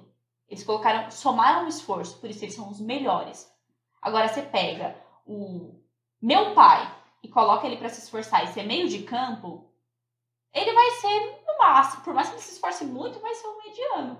Porque ele não tem o talento. Então, mas eu me refiro a... Eu não vi essa bola toda nele, não. Claro, você conheceu ele com 40 anos, já bebeu muita cerveja. Me perdi o que eu tava falando, mas o que eu me refiro é o que você falou. A pessoa gostar daquilo. Se ela gosta, não precisa ter talento. Ela vai se esforçar, ela vai conseguir. Acho que o esforço vai ganhar, não importa, o esforço vai ganhar. Entendeu? Entendi, mas eu não sei se eu concordo. Por quê? Porque eu acho que é o que o Joel falou. A pessoa esforçada fazendo aquilo que não é pra ela, vai ser no máximo mediana.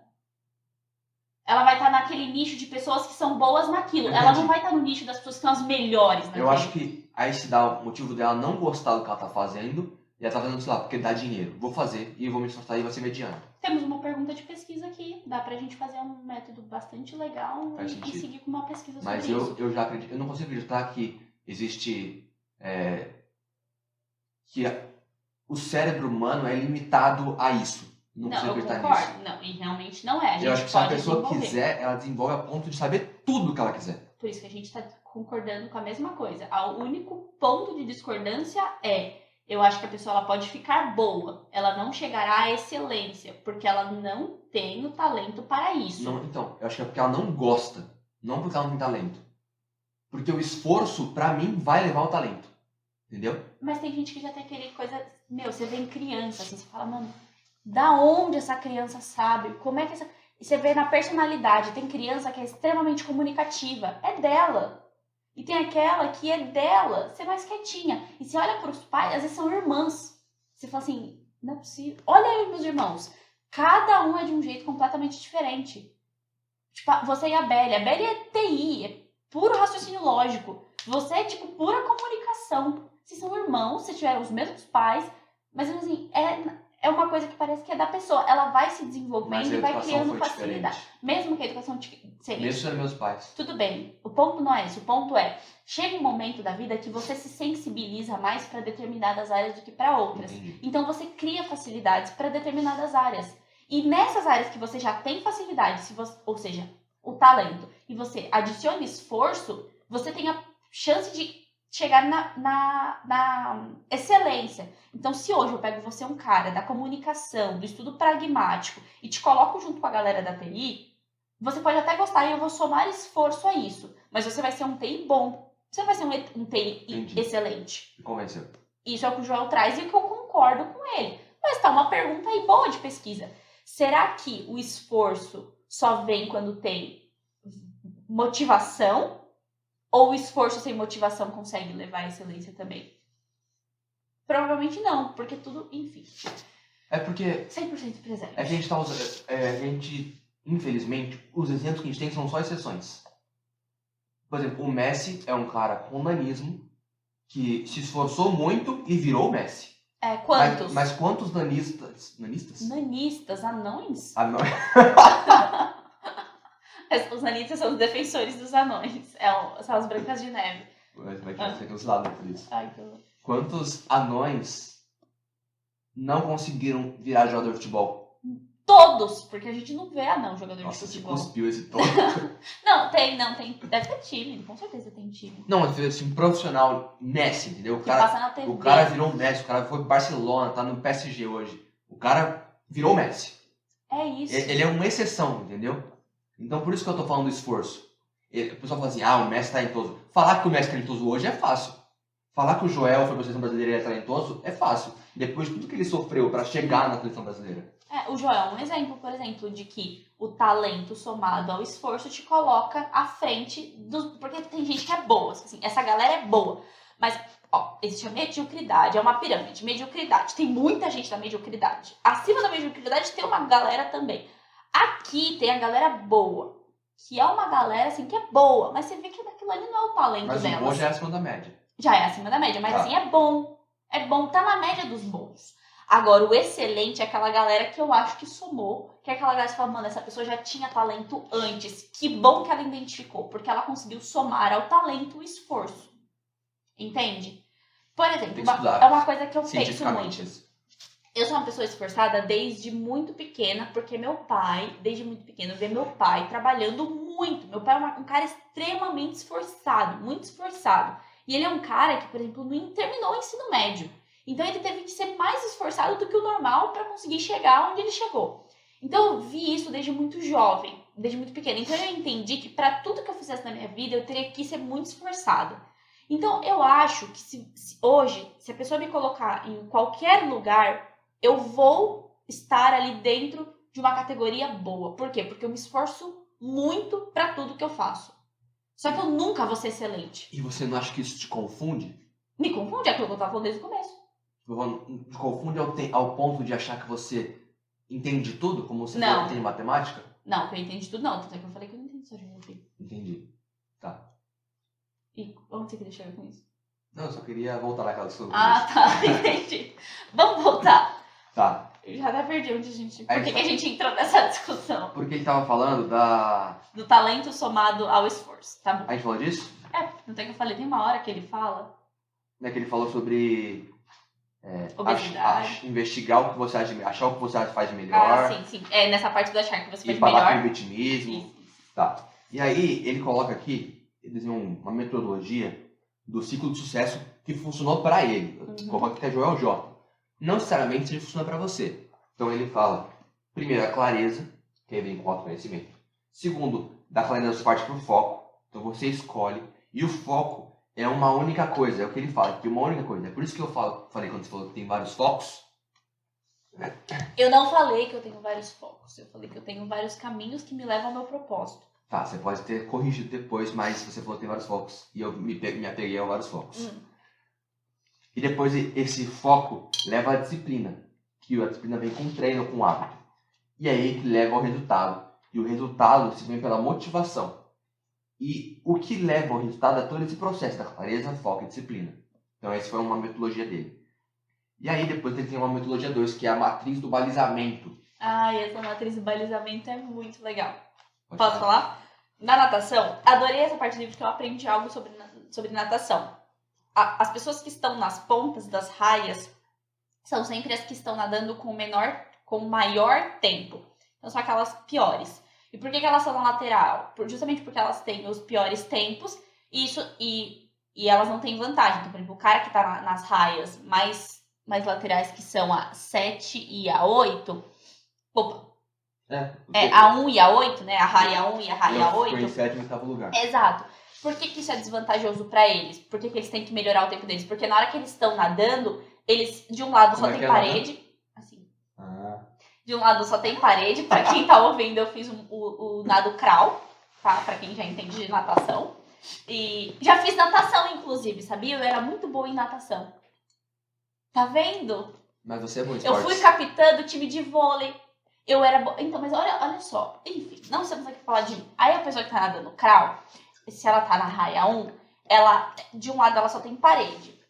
E do outro, ela enxerga, mas ela enxerga pouco, porque ela só tá enxergando de um lado. O cara que tem mais um tempo melhor na natação, ele fica na raia 3, 4. Não, 4 e 5. Não, a 4 e a 5 são as melhores. Os caras do meio são os melhores, mas a Que é o 4 e a primeiro e 5. segundo tempo. Exato. Eles conseguem ver tudo, porque eles conseguem ver quem tá nadando aqui desse lado e conseguem ver quem tá nadando desse lado. Então eles estão numa a visão mais vantajosa. Periférica, né? Ele ganha daqui dos dois lados. E por isso que sempre que a gente tá assistindo corrida, sempre não, mas na maior parte das vezes, qual que é a corrida, a natação, né? O nado faz? Ele faz uma pirâmide, porque geralmente os das pontas são os que estão menos nadando, né? Os que nadam De qualidade em maior tempo. E aí a importância do balizamento. Você precisa saber em qual posição você tá. Então você é um nadador. O que foi? Nada. Pra você estar entre os 8, Tô com o riso frouxo. pra você estar entre os 8, você já é bom. Bom, você já tá entre os 8. No caso, por exemplo, de uma Olimpíadas. Mas você tá dos melhores, você ainda é o 7º. Então você precisa... 7º ou 8º. Exato. Você precisa melhorar o seu balizamento. Ou seja, vai subindo aos poucos. Então tem gente, ele até contou, teve gente na época que ele nadava, que tava ali na posição 4 e 5, mas que não fez um bom tempo e que caiu. E que ele que começou no balizamento lá na raia 8, ou na raia 1, conseguiu ir ganhando até fechar o dia de provas em uma raia muito boa, uma raia privilegiada na questão da visão. Então saber onde você tá é extremamente importante. Sim. E você falando agora me veio na cabeça. Será que estar em primeiro e segundo também não pode atrapalhar? Porque você está olhando todo mundo. E ao invés de... O seu foco é ali, ó. Tô nadando. Eu quero chegar lá e voltar. Pra acabar minha corrida. Eu uma entendo corrida, uma né? corrida. Eu quero chegar lá e voltar pra acabar minha corrida. Meu nado. Se eu olhar pro lado, eu posso me distrair. Nessa distração, alguém me passou. Sim, o que ele falou, é importante você saber o seu balizamento, mas é importante você também fazer o seu. E outra, a posição da raia é para você ter uma posição privilegiada. É claro que o nadador profissional, na hora que ele vai puxar para respirar, ele dá aquela olhadinha para ver onde que tá o competidor dele. Mas aí se ele ficar querendo olhar mais o competidor, significa que ele tá respirando mais e nadando menos. Então, então é um ensinamento que eu acho que dá pra gente trazer aqui. Quando você tá à frente, tá em primeiro, segundo lugar, tá em primeiro lugar, você tem que saber o momento certo de olhar os seus concorrentes. Concorrente não é errado ter concorrentes, enfim. Mas saber o momento certo, porque se você olhar demais, vai perder seu foco e o cara vai te ultrapassar e vai te engolir. Exato. Parar de olhar a grama do vizinho. E outra, quando você é o melhor também, você tem muita expectativa em cima de você. E aí ele separou aqui alguns quadrantes, né, de diferenciar as pessoas. E ele fala que observa as pessoas fazendo algo ousado para ver se dá certo primeiro com ele antes de tentar. Primeiro com a pessoa que ele analisa, né? Então ele analisa os espertos, os inteligentes, os disfarçados e os limitados. Isso é bem legal. Os espertos são os rápidos e observadores. É aquela galera que, se for inteligente, Ele pega tá acima da média. É. Porque os espertos, tem muita gente que é muito esperta. Eu tinha muito amigo na escola que era gente esperta. Mano, a galera pegava assim, ó, rápido. Só que eles não eram o quê? Inteligentes, não eram esforçados. E aí acabava ficando pra trás. E a inteligência tá lá na conceituação e cuidar. São pessoas conceituais e processuais. Uhum. Então elas confiam no processo e elas conceituam tudo o que elas fazem. Então a esperteza linkada com a inteligência, muito bom. Só que só a inteligência também pode ser um problema, porque é aquela pessoa extremamente burocrática, Sim. que antes de fazer qualquer coisa tem que provar. E tem que conceituar tudo, escrever. Sendo que o que precisa é de ação. Aí o esperto tem. Então por isso a importância de juntar os dois. Sim. E aí, os limitados, eles são esforçados, porém eles são cegos. Então acho que eu vejo um limitado como aquele cavalo que tem aquele. É cabresto, aquele negócio assim, que tem um cavalo. E ele não consegue. Então ele cega no sentido de, tipo, ele é muito limitado, tipo, só vê o que tá aqui. Mas em muitos momentos, em vários momentos, na verdade, na maioria, eu me coloco no limitado. Que é aquela pessoa que ela é esforçada, mas ela usa o esforço dela de maneira incorreta. Então, aquela pessoa que é esforçada, mas tá usando o esforço dela onde não é pra ser. E aí, um esforçado perto de um inteligente ou perto de um esperto, ele consegue subir. Aí o balizamento também, né? Você vai se balizando conforme é balizando. E o ambiente, ele fala aqui, vários livros tratam disso, o ambiente pode mudar você aqui. Total. Você consegue se tornar um esperto, se tornar inteligente na minha concepção, né? Você não tá limitado a esse jargão aqui. E aí tem o disfarçado, que é os sons, ou ele trata como zumbi, que é um morto-vivo, né? O cara tá ali, tipo, tô vivendo. Nadando com a maré. Onde o pessoal Mas fala a maré pode levar pro fundo, você perder o ar e morrer afogado. Exatamente. Pode, Fatalista. né? Pode. Pode. E aí ele fala sobre ação imediata. O que é ação imediata pra você, Victoria? Ação imediata? É a hora H. É saber fazer e ponto. isso. Aí ele fala também na ação imediata que você tem que amar o que você faz e não amar vencer. Não que seja um problema vencer. Mas você tem que amar o que você faz, acima de vencer. Né? Não é tipo, eu sou um cara competitivo, você também é. Eu detesto perder, fico com raiva de perder qualquer coisa. Tipo, a gente vai jogar um futebol e começam. Eu detesto perder futebol de amigos, eu me irrito. Eu não chego tanto nesse extremo de. Eu só não gosto, eu vou ficar muito brava, chateada. Não, eu não vou brigar com as pessoas porque eu perdi. Vai. Tá, eu vou. Vai, com certeza. Não, mas pra mim é que as pessoas não entendem isso. Pra mim, eu briguei ali, acabou ali a briga. Não precisa. Depois eu vou As voltar. pessoas não entendem que eu xinguei a mãe dela, o pai, ela. Não chega a esse nível, não. E eu Não chega a esse desrespeito, não. Mas eu posso brigar com a pessoa e falar assim, ó, marca dia dessa merda. Isso eu faço. Mas eu não vou xingar. Seu filho, isso eu não faço. Não faço mesmo, não. Tá bom. Você não olhou pra câmera? Ah, tá. Você olhou. Eu achei que isso. Tá. Mas enfim, o que eu quero dizer é... ação imediata. Pode continuar seu raciocínio. Ele fala sabedoria de vida aqui. O segredo foi isso aqui. Ah, tá. Tá? E aí então ele tá falando, tipo, eu detesto perder. E me perdi. Você ficou me julgando. Ele detesta perder, e agora ele tá perdido. E é engraçado que pra ele detesta tanto perder que segundo lugar é perder. E, gente, pra mim não. Aí tem a questão do balizamento. Segundo lugar é o primeiro dos derrotados. Porque, sabe uma questão? Vamos supor, uma vez eu vi uma competição de canto. E, era o primeiro... Assim, a galera tinha acabado de chegar naquela competição. Primeira vez eles naquela competição. Fazia pouco tempo que aquele grupo tava junto. E eles chegaram, tipo assim, eles ganharam um campeonato. Foram para um campeonato regional.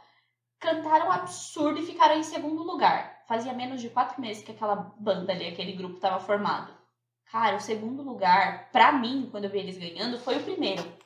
Foi tipo assim, putz, mas eles... E o John também falava assim, não, mas não foi bom. Meu, olha pra trás, há 4 meses vocês nem eram um grupo, vocês eram ninguém, e agora vocês, tipo assim, são a banda daquela região. Isso tem muito a se comemorar. Então, eu acho que às vezes fica injusto também a análise que você faz. Aí a importância que o Joel traz o balizamento antes. Saiba da onde você saiu e onde você tá, pra você não ser injusto com você mesmo também. Tá. Eu tava me referindo a, tipo, eu posso gritar, tipo, marca dia dessa bosta, eu posso criticar a pessoa. Mas acabou o jogo, eu tô de boa, vamos tomar um sorvete, vamos almoçar de boa, não vou ficar bravo. Agora as pessoas não entendem isso, as pessoas saem bravas comigo, irritadas. É, porque as pessoas não levam tão a sério o jogo. Então, o fato de você ter xingado elas no jogo é como se elas estivessem na vida normal delas e você tivesse xingado elas. Mas acabou o jogo, acabou ali. Pra mim, morreu. É que pra elas nem começou o jogo. Não vai ferir a amizade porque eu briguei com a pessoa no meio do jogo. É que pra elas era tipo, se eu tô almoçando, ele me xingou. Eu tava fazendo uma coisa normal, que não, você não devia me xingar, e você me xingou porque eu tava almoçando. Pra elas, tem pessoas que não são competitivas, então pra elas, você xingar elas no futebol é tipo assim, cara, por quê? Eu só quero brincar. Ih, perdi a página. Lascou-se. Enrola o pessoal enquanto eu acho a página. Não dá. Achei. Agora eu fiquei tensa. Ação imediata. Então, mas, acima de tudo, eu amo o que eu faço. Perfeito. Por exemplo, uma coisa que eu tenho pra mim. Alguém pode até ser melhor do que eu. Mas se eu for competir com aquela pessoa, ela vai ter que suar muito pra ganhar de mim. Ela pode até ser melhor, mas o que ela vai se esforçar pra ganhar, e se ela achar que ela é melhor não se esforçar, eu vou ganhar no esforço. Sim, sim. O ideal é que a gente sempre ganhe no esforço. Porque é isso, o esforço ele ganha do talento. Se algum dia eu for correr uma maratona, que eu tava pensando, cogitando esses dias atrás, esse mês atrás, né? Eu posso até perder a maratona, mas quem ganhar vai ter que treinar muito pra ganhar de mim. Entendeu? É isso que eu quero dizer. Entendi. Eu não vou entrar na maratona também, tipo, eu vou fazer a maratona amanhã, eu vou correr 12 Você quilômetros. vai treinar. Eu vou me preparar, esse é o mínimo, né? E ele fala sobre preparação aqui também, né? Enfim. E aí ele fala aqui, ó, se você só não vencer, não admite errar, nem enxerga que tem a oportunidade de melhorar. Exato. E hoje eu sou uma pessoa que eu nunca gostei de errar. O erro pra mim me trazia muitas questões de síndrome de impostor, eu começava a me sentir muito mal. Só que hoje eu gosto de errar, porque se eu errei uma vez naquilo, eu não vou errar de novo. Quer dizer, não vou, nunca diga nunca, né? Mas assim, eu vou ter uma atenção muito maior.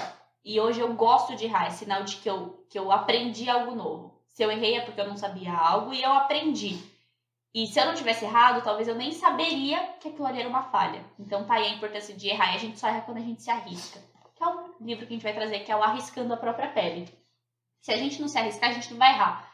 E aí, se você nunca errou, que é aquela, a gente até falou em alguns episódios sobre o Vale do Silício, né? Os caras se gabam por quantas vezes eles faliram e agora estão lá ainda. Uhum. Tipo, eu falei e ainda sou um dos melhores. Porque eu errei muito. E aí ele fala aqui sobre isso de errar, o processo, né? Como funciona o processo. E ele fala que para você, não é tipo, confie no processo cegamente. Você tem que mensurar e analisar o seu processo também. Tem que fazer o autocrítica ali, né? Então ele coloca aqui 5 passos. Primeiro, divida tudo em várias tarefas menores. Segundo, separa as mais difíceis das mais fáceis. Terceiro, comece pelas mais fáceis e mais rápidas. Quarto, melhore as fáceis e repita esse processo até chegar às mais difíceis. E quinto, e quando fazer as mais chatas, no momento do dia em que você tem mais energia. E aí, fazendo isso repetidas vezes, você tem que analisar o seu grau de produtividade. E aí, ao fazer, você fala, não, eu posso melhorar aqui, eu posso, enquanto eu estou fazendo essa atividade aqui, eu tenho que desligar o celular e deixar o celular de lado, porque está atrapalhando a produtividade. Isso é confiar no processo, não é tipo fazer a atividade, a Deus dará e ficar sem fazer nada. E isso não vai acontecer em uma semana, tá? Isso leva tempo para você descobrir qual a melhor forma. Eu já sei, por exemplo, que eu sou uma pessoa matinal, extremamente matinal. Então, todas as atividades mais densas que eu preciso fazer no dia, eu sei que eu preciso fazer de manhã. Porque se eu deixar pra fazer à tarde, ou eu não vou fazer, essa é a verdade. Porque à tarde minha energia cai muito, muito, muito, muito. Então eu deixo as atividades mais chatas e aquelas mais tranquilas de fazer para limpar a casa, eu deixo pra fazer à tarde. Porque à tarde é aquela coisa que você não precisa pensar muito, né? Você vai lá, você faz e pronto. Agora, estudar, pegar aquela tarefa que eu não sei, pegar aquele dashboard que eu preciso montar, aí eu deixo pra fazer de manhã, onde eu tenho mais energia vital. Que eu li em algum livro que chama Energia Vital. E aí, partindo para, além de tudo isso, a gente tem que ter a mentalidade adequada, né? Esse livro aqui é da minha tia, então tem vários rabiscos dela aqui. O Joel, ele fala sobre, e eu concordo com ele, sobre não é só mentalizar que as coisas vão acontecer. Você tem que agir, não é? Se eu ficar todo dia abrindo o olho e falando assim, eu quero $1 milhão, não vai cair na minha conta $1 milhão. Eu tenho que agir para atingir esse 1 milhão. Aí a gente eu não penso assim. Ixi, não consegui entender a letra dela. Penso que... Você estou aqui. Penso que medida... Enfim, ela tá dizendo... Mas não consigo entender. Tia, você precisa de uma caligrafia melhor, tá?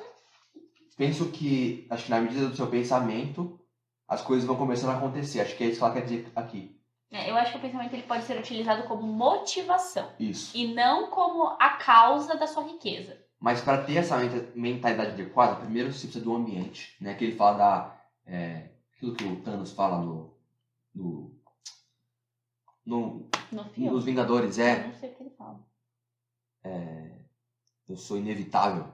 Inevitabilidade, é isso que o Joel fala. A inevitabilidade e a intencionalidade. Ele fala isso no começo, é bem legal. ele fala aqui também sobre a inevitabilidade. Então, você tem que estar no lugar que será inevitável que você haja. Então, no caso dele, ele precisa de um escritório para ele trabalhar. Que é inevitável, ele fecha a porta do escritório, ele está ali dentro, é inevitável que ele trabalhe ali. Se tiver outro lugar, talvez alguma coisa distraia ele, né? Sim. Só que é isso, não adianta só tornar as coisas inevitáveis. Você vai tornar o ambiente inevitável, mas você também vai colocar a sua intencionalidade. Então, por exemplo, eu sei que eu tenho que treinar hoje. Eu vou trabalhar e depois eu deixo a roupa da academia na mochila. Eu tornei o ambiente inevitável, a roupa já tá aqui, então não tem desculpa pra eu ir em casa e acabar ficando por lá. Só que eu também preciso colocar a intenção. Então eu coloquei porque eu quero ir pra academia depois do trabalho. Então você vai juntar o ambiente inevitável com a sua intenção de fazer acontecer. E isso tem muito a ver com a motivação. Então todo dia eu acordo e eu leio pra mim qual que é o meu propósito, qual que é o plano que eu tenho pra mim a longo prazo.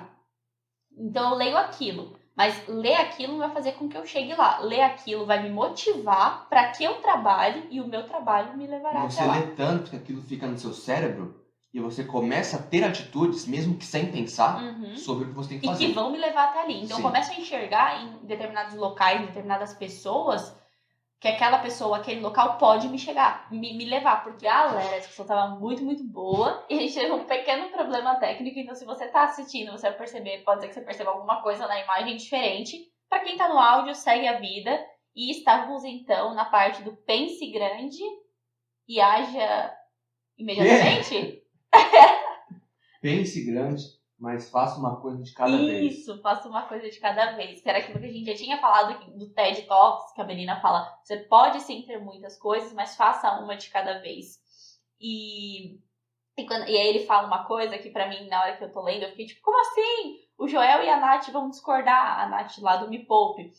Porque Inclusive tá no card aqui se você quiser assistir o episódio completo. Exato. Aqui, ó, na ponta aqui. E aí ele fala assim, sonhar grande, esse é o primeiro mito, sonhar grande e sonhar pequeno dá o mesmo trabalho. Eu fiquei tipo, não, isso não é um mito. Inclusive eu falei isso no vídeo que eu gravei antes.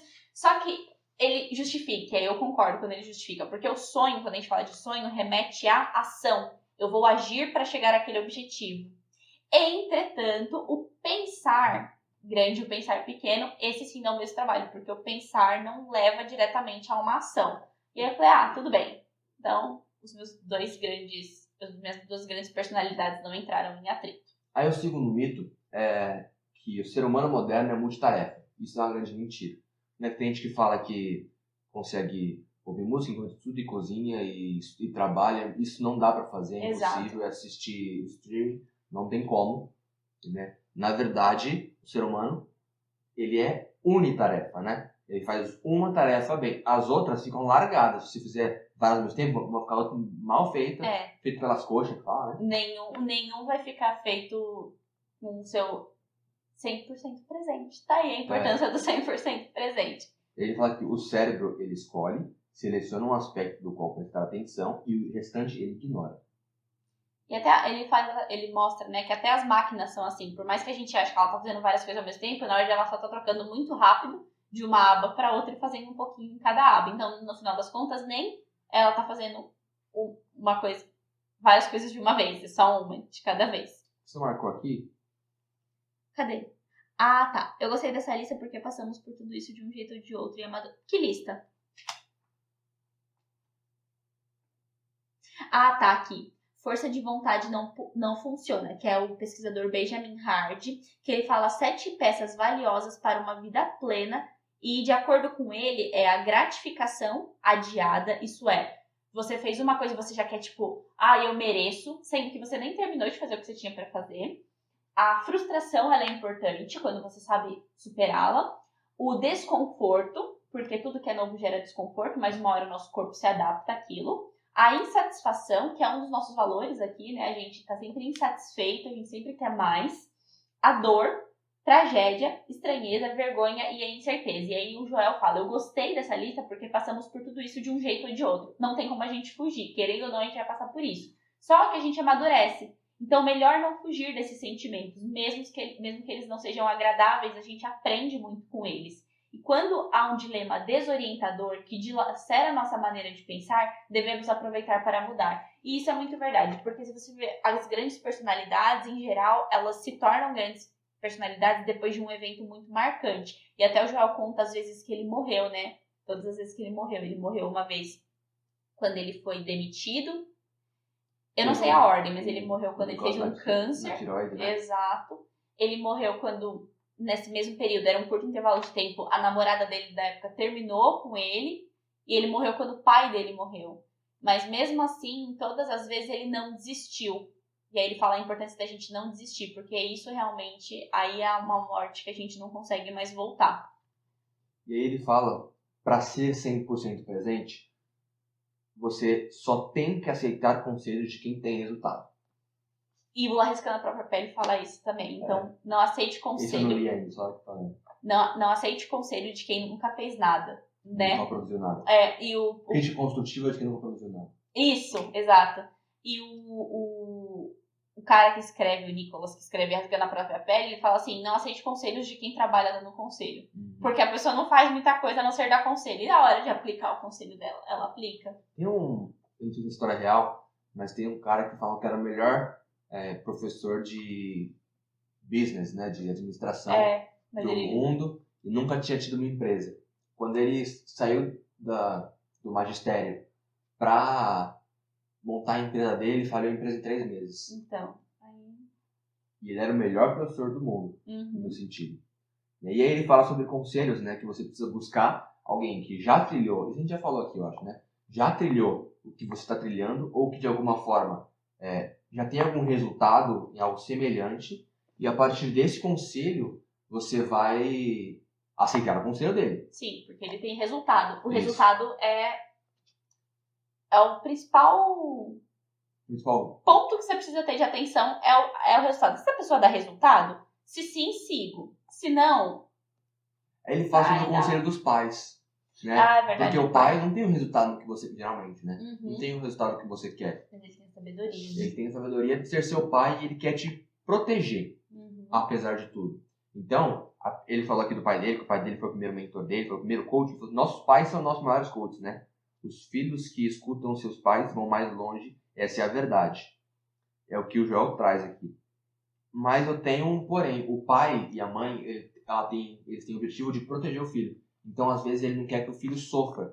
Só que, às vezes, é necessário passar por algumas tribulações. Sim. Então, você tem que saber mensurar muito bem, e isso é muito complicado, o que o seu pai está te aconselhando porque ele quer o seu melhor, e na duas ele quer também, ou só porque ele não quer que você sofra naquela questão ali. Sim, e uma coisa que até o próprio Joel, ele traz no livro, quando um cara pergunta pra ele, ele fala assim, o cara quer fazer não sei o que e tal, mas ele ainda mora com os pais e tal, e aí o Joel fala pra ele, você quer realmente fazer dar certo? Sai da casa do seu pai e da sua mãe, eles estão te protegendo. Eles não estão permitindo que você engrosse sua casca e de fato tenha... Porque no dia que chegar um boleto debaixo da porta da sua casa, aí não vai ter pai e mãe que vai pagar, você vai ter que trabalhar. Aí sua empresa vai dar certo, porque aí você não tem outra opção, você tem que fazer dar certo. E isso é muito interessante também. Então, seguir os conselhos do pai é importante, considerando, claro, a gente já falou isso especialista em pessoa. A gente está considerando o nosso pai e nossa mãe, né? O Joel está considerando o pai dele, mas a gente sabe que tem realidades onde o pai e a mãe, você não pode acreditar no que eles estão dizendo, eles não falam que você é um bosta, você não vale nada, enfim. Nesses ambientes aí, realmente, a gente tem que considerar outros mentores. Mas, caso você tenha um pai e a mãe que, de fato, você vê que eles estão ali para te dar aquele conselho, saiba avaliar, né? Até que ponto é um conselho onde ele quer me proteger. E eu vou levar isso como um ato de amor, mas eu vou seguir por aqui, que é um momento até que o João fala, foi o momento que eu discordei do meu pai. Pai, eu discordo, isso não significa que eu não te ame e não te respeite, mas eu vou seguir por esse caminho. E aí o pai fala, se é isso que você quer, faça, e eu vou estar aqui pra te acolher. E ele falou que o pai dele disse muitas vezes pra ele, que é o que você sempre repete no podcast, nem sempre a culpa é sua, mas a responsabilidade é. Exato. Então, e tem gente que faz isso, né? Que pede o conselho ou pede pra outra pessoa decidir por ela. Assim, se tudo der errado, ela vai tirar a responsabilidade dela mesma. Tipo, foi tal pessoa. Eu tô mal por causa da pandemia. E daí que existe a pandemia? Se vira. A responsabilidade não é sua. Exato, de fato existe. Mas o que você vai fazer isso? O que você vai fazer, né? Você tem que fazer o seu melhor no ambiente que você tem. O que me irrita, por exemplo, eu gosto de futebol, né? Por isso que eu dou exemplo de futebol. Quando um técnico, inclusive o Rogério já fez isso. Me irrita muito nele. Ele fala, o time não foi bem porque o jogador tal fez merda.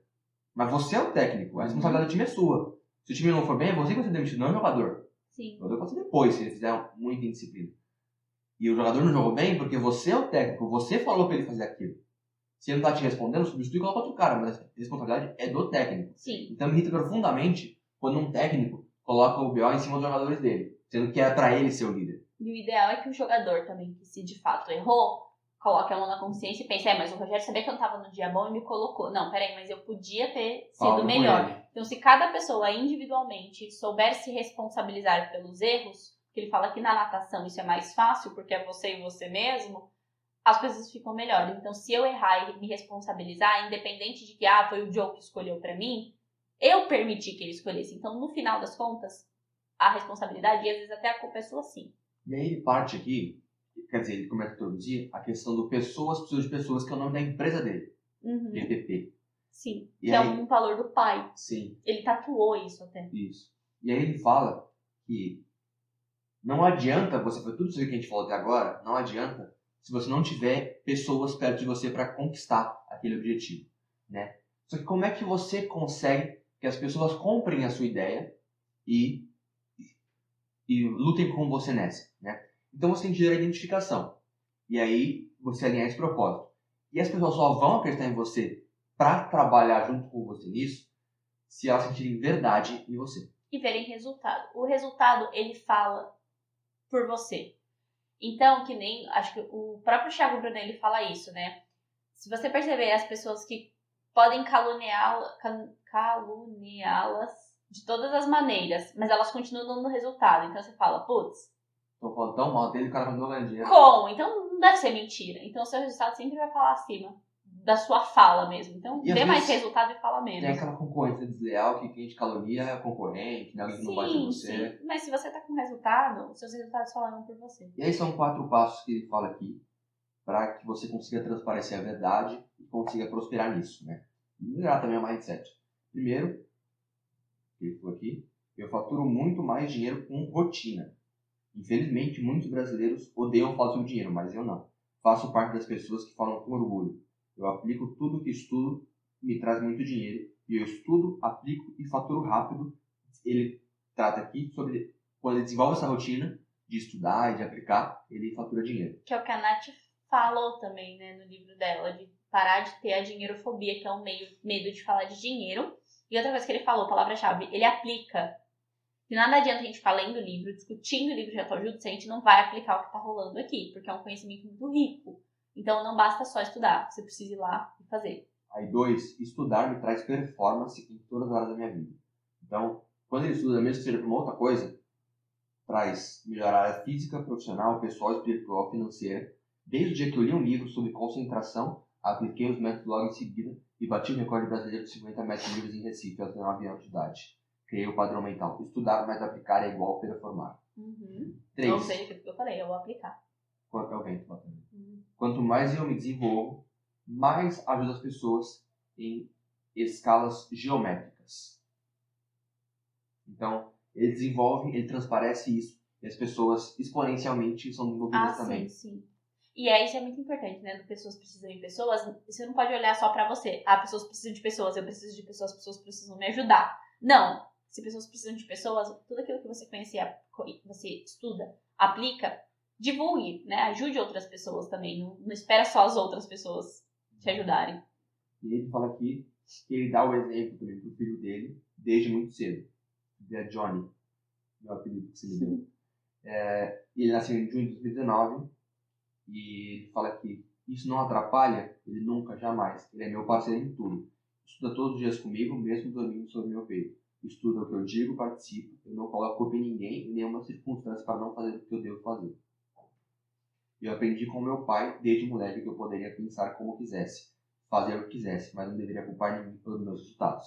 E ele quer passar isso pro filho dele. Então, não necessariamente para o filho, mas é importante que você passe para alguém todo esse conhecimento que você tem. Sim, e não culpe o meio que você tá. Né? Eu considero até um pecado espiritual você ter conhecimento e não passar isso adiante. De graça, inclusive. Não sei. Mas é importante. Não, eu sim, acho que é um princípio. Não é errado Pra mim, cobrar é um por princípio. conhecimento, mas muito do conhecimento que você tem que transparecer. Tem que passar. Eu Mesmo acho. que pelos exemplos. Eu acho um pecado você ficar escondendo isso. E por que você tá escondendo, né? Isso é tão mesquinho. E aí ele fala sobre adaptabilidade, se adaptar ao ambiente, e mudar a perspectiva quando necessário e aceitar que você sempre pode melhorar. Sim. Perfeito. Eu ia falar alguma coisa, esqueci. Eu reparei que você falava. Você deve sempre elevar os seus padrões de Esqueci. exigência. Vamos passar pra frente. É. E nesse sentido de elevar o padrão de exigência, você tem que treinar, né? Então você tem que se dedicar, lapidar o talento. Uhum. Ele fala aqui sobre uma mulher que cantava, não é isso? Ah, sim. E que ela cantava muito bem, ela fazia isso acima da média, mas a família dela falava, mas cantar não dá dinheiro. Mas ela amava cantar e ela cantava muito bem. Mas acabou que ela tornou isso um hobby e não algo profissional. Então ela seguiu uma carreira, teoricamente, né, socialmente aceita, mais fácil de ser aceita, e não cantou. E viveu a vida assim, sem cantar, tratando isso como hobby. E talvez se ela cantasse, tudo bem, cantar não dá dinheiro, mas não dá dinheiro pra quem é mediano. Mas isso é um pouco complicado também, né? Porque no Brasil é meio difícil você fazer dinheiro cantando. Mesmo que você cante muito bem, geralmente aqueles caras meio bosta fazendo Mas isso. quem quer, é verdade, tem. Tem a injustiça. Mas assim, é meio complicado quando a gente vive aquela história, a gente vê o propósito e a expectativa dos outros. Né? E ele fala sobre disciplina, né? Que treinamento tem que ser disciplinado. E ele fala que ele tem um fator que ele usa para disciplina, que é o fator água. Ah, é verdade. É o levanta... Tocou, levantou água. TLA. Tocou o despertador, não pega o celular, só desliga, levanta e vai beber água, ou lavar o rosto, alguma coisa que envolva água, isso vai te despertar. E ele fala do banho gelado, que eu sou completamente contra. Nossa, vai se ferrar, Joel, eu não vou tomar banho gelado. Me irrita muito essa parte do banho gelado. É horrível, mas é um susto que o corpo toma, né? Eu fico estressada se eu tomo banho gelado, me irrita muito, verdadeiramente. Então eu não tomo banho gelado. E aí ele fala, depois tem que fazer uma to-do list, planejar o dia, e ter a rotina de saída, né? E aí ele exemplifica isso. A rotina de saída é a rotina de sair de casa, porque eu tinha entendido isso errado. Depois que eu fui ler o que era a rotina de saída é a rotina do final do dia. É você se desligar das telas. Eu fiquei tipo, rotina de saída, já não fiz tudo isso, já não significa que meu dia começou, mas é a rotina para você sair, dormir, descansar e no outro dia tá melhor. E é bom, durante a rotina de saída, é legal você se preparar no sentido de mentalizar o que eu aprendi hoje, o que deu certo, o que não deu, como eu posso melhorar, como eu posso fazer isso se tornar mais fácil. Sim, refletir. Isso está linkado com Sem Esforço, que é o próximo livro que a gente vai trazer aqui. Verdade. E também você, antes de dormir, pensar, amanhã eu vou acordar muito descansado, pronto para um novo dia, porque você já está programando a sua mente para acordar mais disposta. E aí ele fala sobre a experiência de pico, né? Que é meio que a gente já falou aqui, o TLA, tocou, levantou água, princípio da inevitabilidade, depois passo 3 do seu dia, atividade física, passo 4. Aí aqui que é o banho de contraste, que é o banho gelado. Várias pessoas beneficiam. Realmente tem estudos que falam que faz bem. Os jogadores de futebol, eles saem do jogo e entram na banheira de gelo porque é uma coisa muscular, né? Inflamação, né? Enfim. E aí... Mas eu não faço banho gelado. Misericórdia. Também não, me irrita. Ainda mais que eu gosto do banho quentinho. Eu também. E aí eu passo 5, são as frases do poder. Então, mentalizar e o que você faz de manhã também tem umas frases pra servir de motivação e não que isso vai me trazer o que eu quero. Passo 6, meditação. Meditação é muito bom. Se conecte com o que você acredita, faça meditação. Ou com você mesmo, né? No caso de mindfulness. Passo 7, 5 sentidos. Então, envolva-se sinestesicamente, ouvindo, cheirando, tocando coisas que dão energia. Visual e auditivamente com seu objetivo para utilizar os vários tipos de processamento mental. E lembra aquilo que você falou? Que eu estou falando, só visual, não. Você tem que fazer tudo. Sim. Apesar de você ter um foco no visual, tem que fazer tudo. Tudo lá no começo do vídeo. E música, por exemplo. Eu, antes de chegar no trabalho, eu preciso ouvir uma música, porque eu me sinto melhor, me dá uma energia a mais. E começar, né? Tem que ter coragem para iniciar. Na hora H, você tem que agir, não pode travar. Depois lá no começo também. E isso leva a várias melhoras no seu dia. Você vai começar a coletar frutos, e claro que no começo é difícil, aquilo que a gente já falou. Você precisa ter disciplina para tornar isso um hábito. E a partir do momento que se torna um hábito, se torna mais fácil, seu cérebro gasta mais energia. Mas para começar, vai ser mais difícil, exige treino. E para aumentar sua performance, você precisa do skin in the game. O que é skin in the game? Se arriscar. Se a gente não se arrisca, a gente não aprende. Que é o livro que a gente vai trazer, né? Sim, que é o Arriscando a Própria Pele. Mas é importante se arriscar, mas não a ponto ele falar isso de se expor à ruína. Não é loucura. Exato, você precisa se arriscar, mas aquele se arriscar que vai te trazer um resultado positivo. E não que você vai perder tudo, que é largar a família, tudo e ir lá fazer. Aí a pressão social também te coloca na sua performance, porque você conta pros outros e agora meio que de forma egocêntrica você tem que fazer. Os outros falam, por que você não fez? Exato. A coragem é a consequência para conseguir. Confiar mais em você. Coragem de avançar mesmo com medo. Que envolve a hora H. Sim, essa parte do avançar mesmo com medo é muito legal, porque ele fala assim, o corajoso, ele também tem medo. A única diferença é que ele faz mesmo com medo. E o medroso, ele paralisa, que é o que a gente falou com isso. E isso também de padrões elevados de autoexigência. A gente precisa se colocar metas para si mesmo. Mas e sejam com padrões alcançáveis, altos, exatamente. mas com padrões elevados, mesmo alcançáveis. Exato, que faz você colocar sua pele em risco, mas que seja possível de atingir, você sabe que é possível. E aí, buscar a novidade também. Sempre buscar coisas novas até para você se adaptar e melhorar o que você traz hoje, né? E esse buscar novidade não é perder foco, sim fazer de maneiras novas aquilo que precisa ser feito, para não se tornar monótono.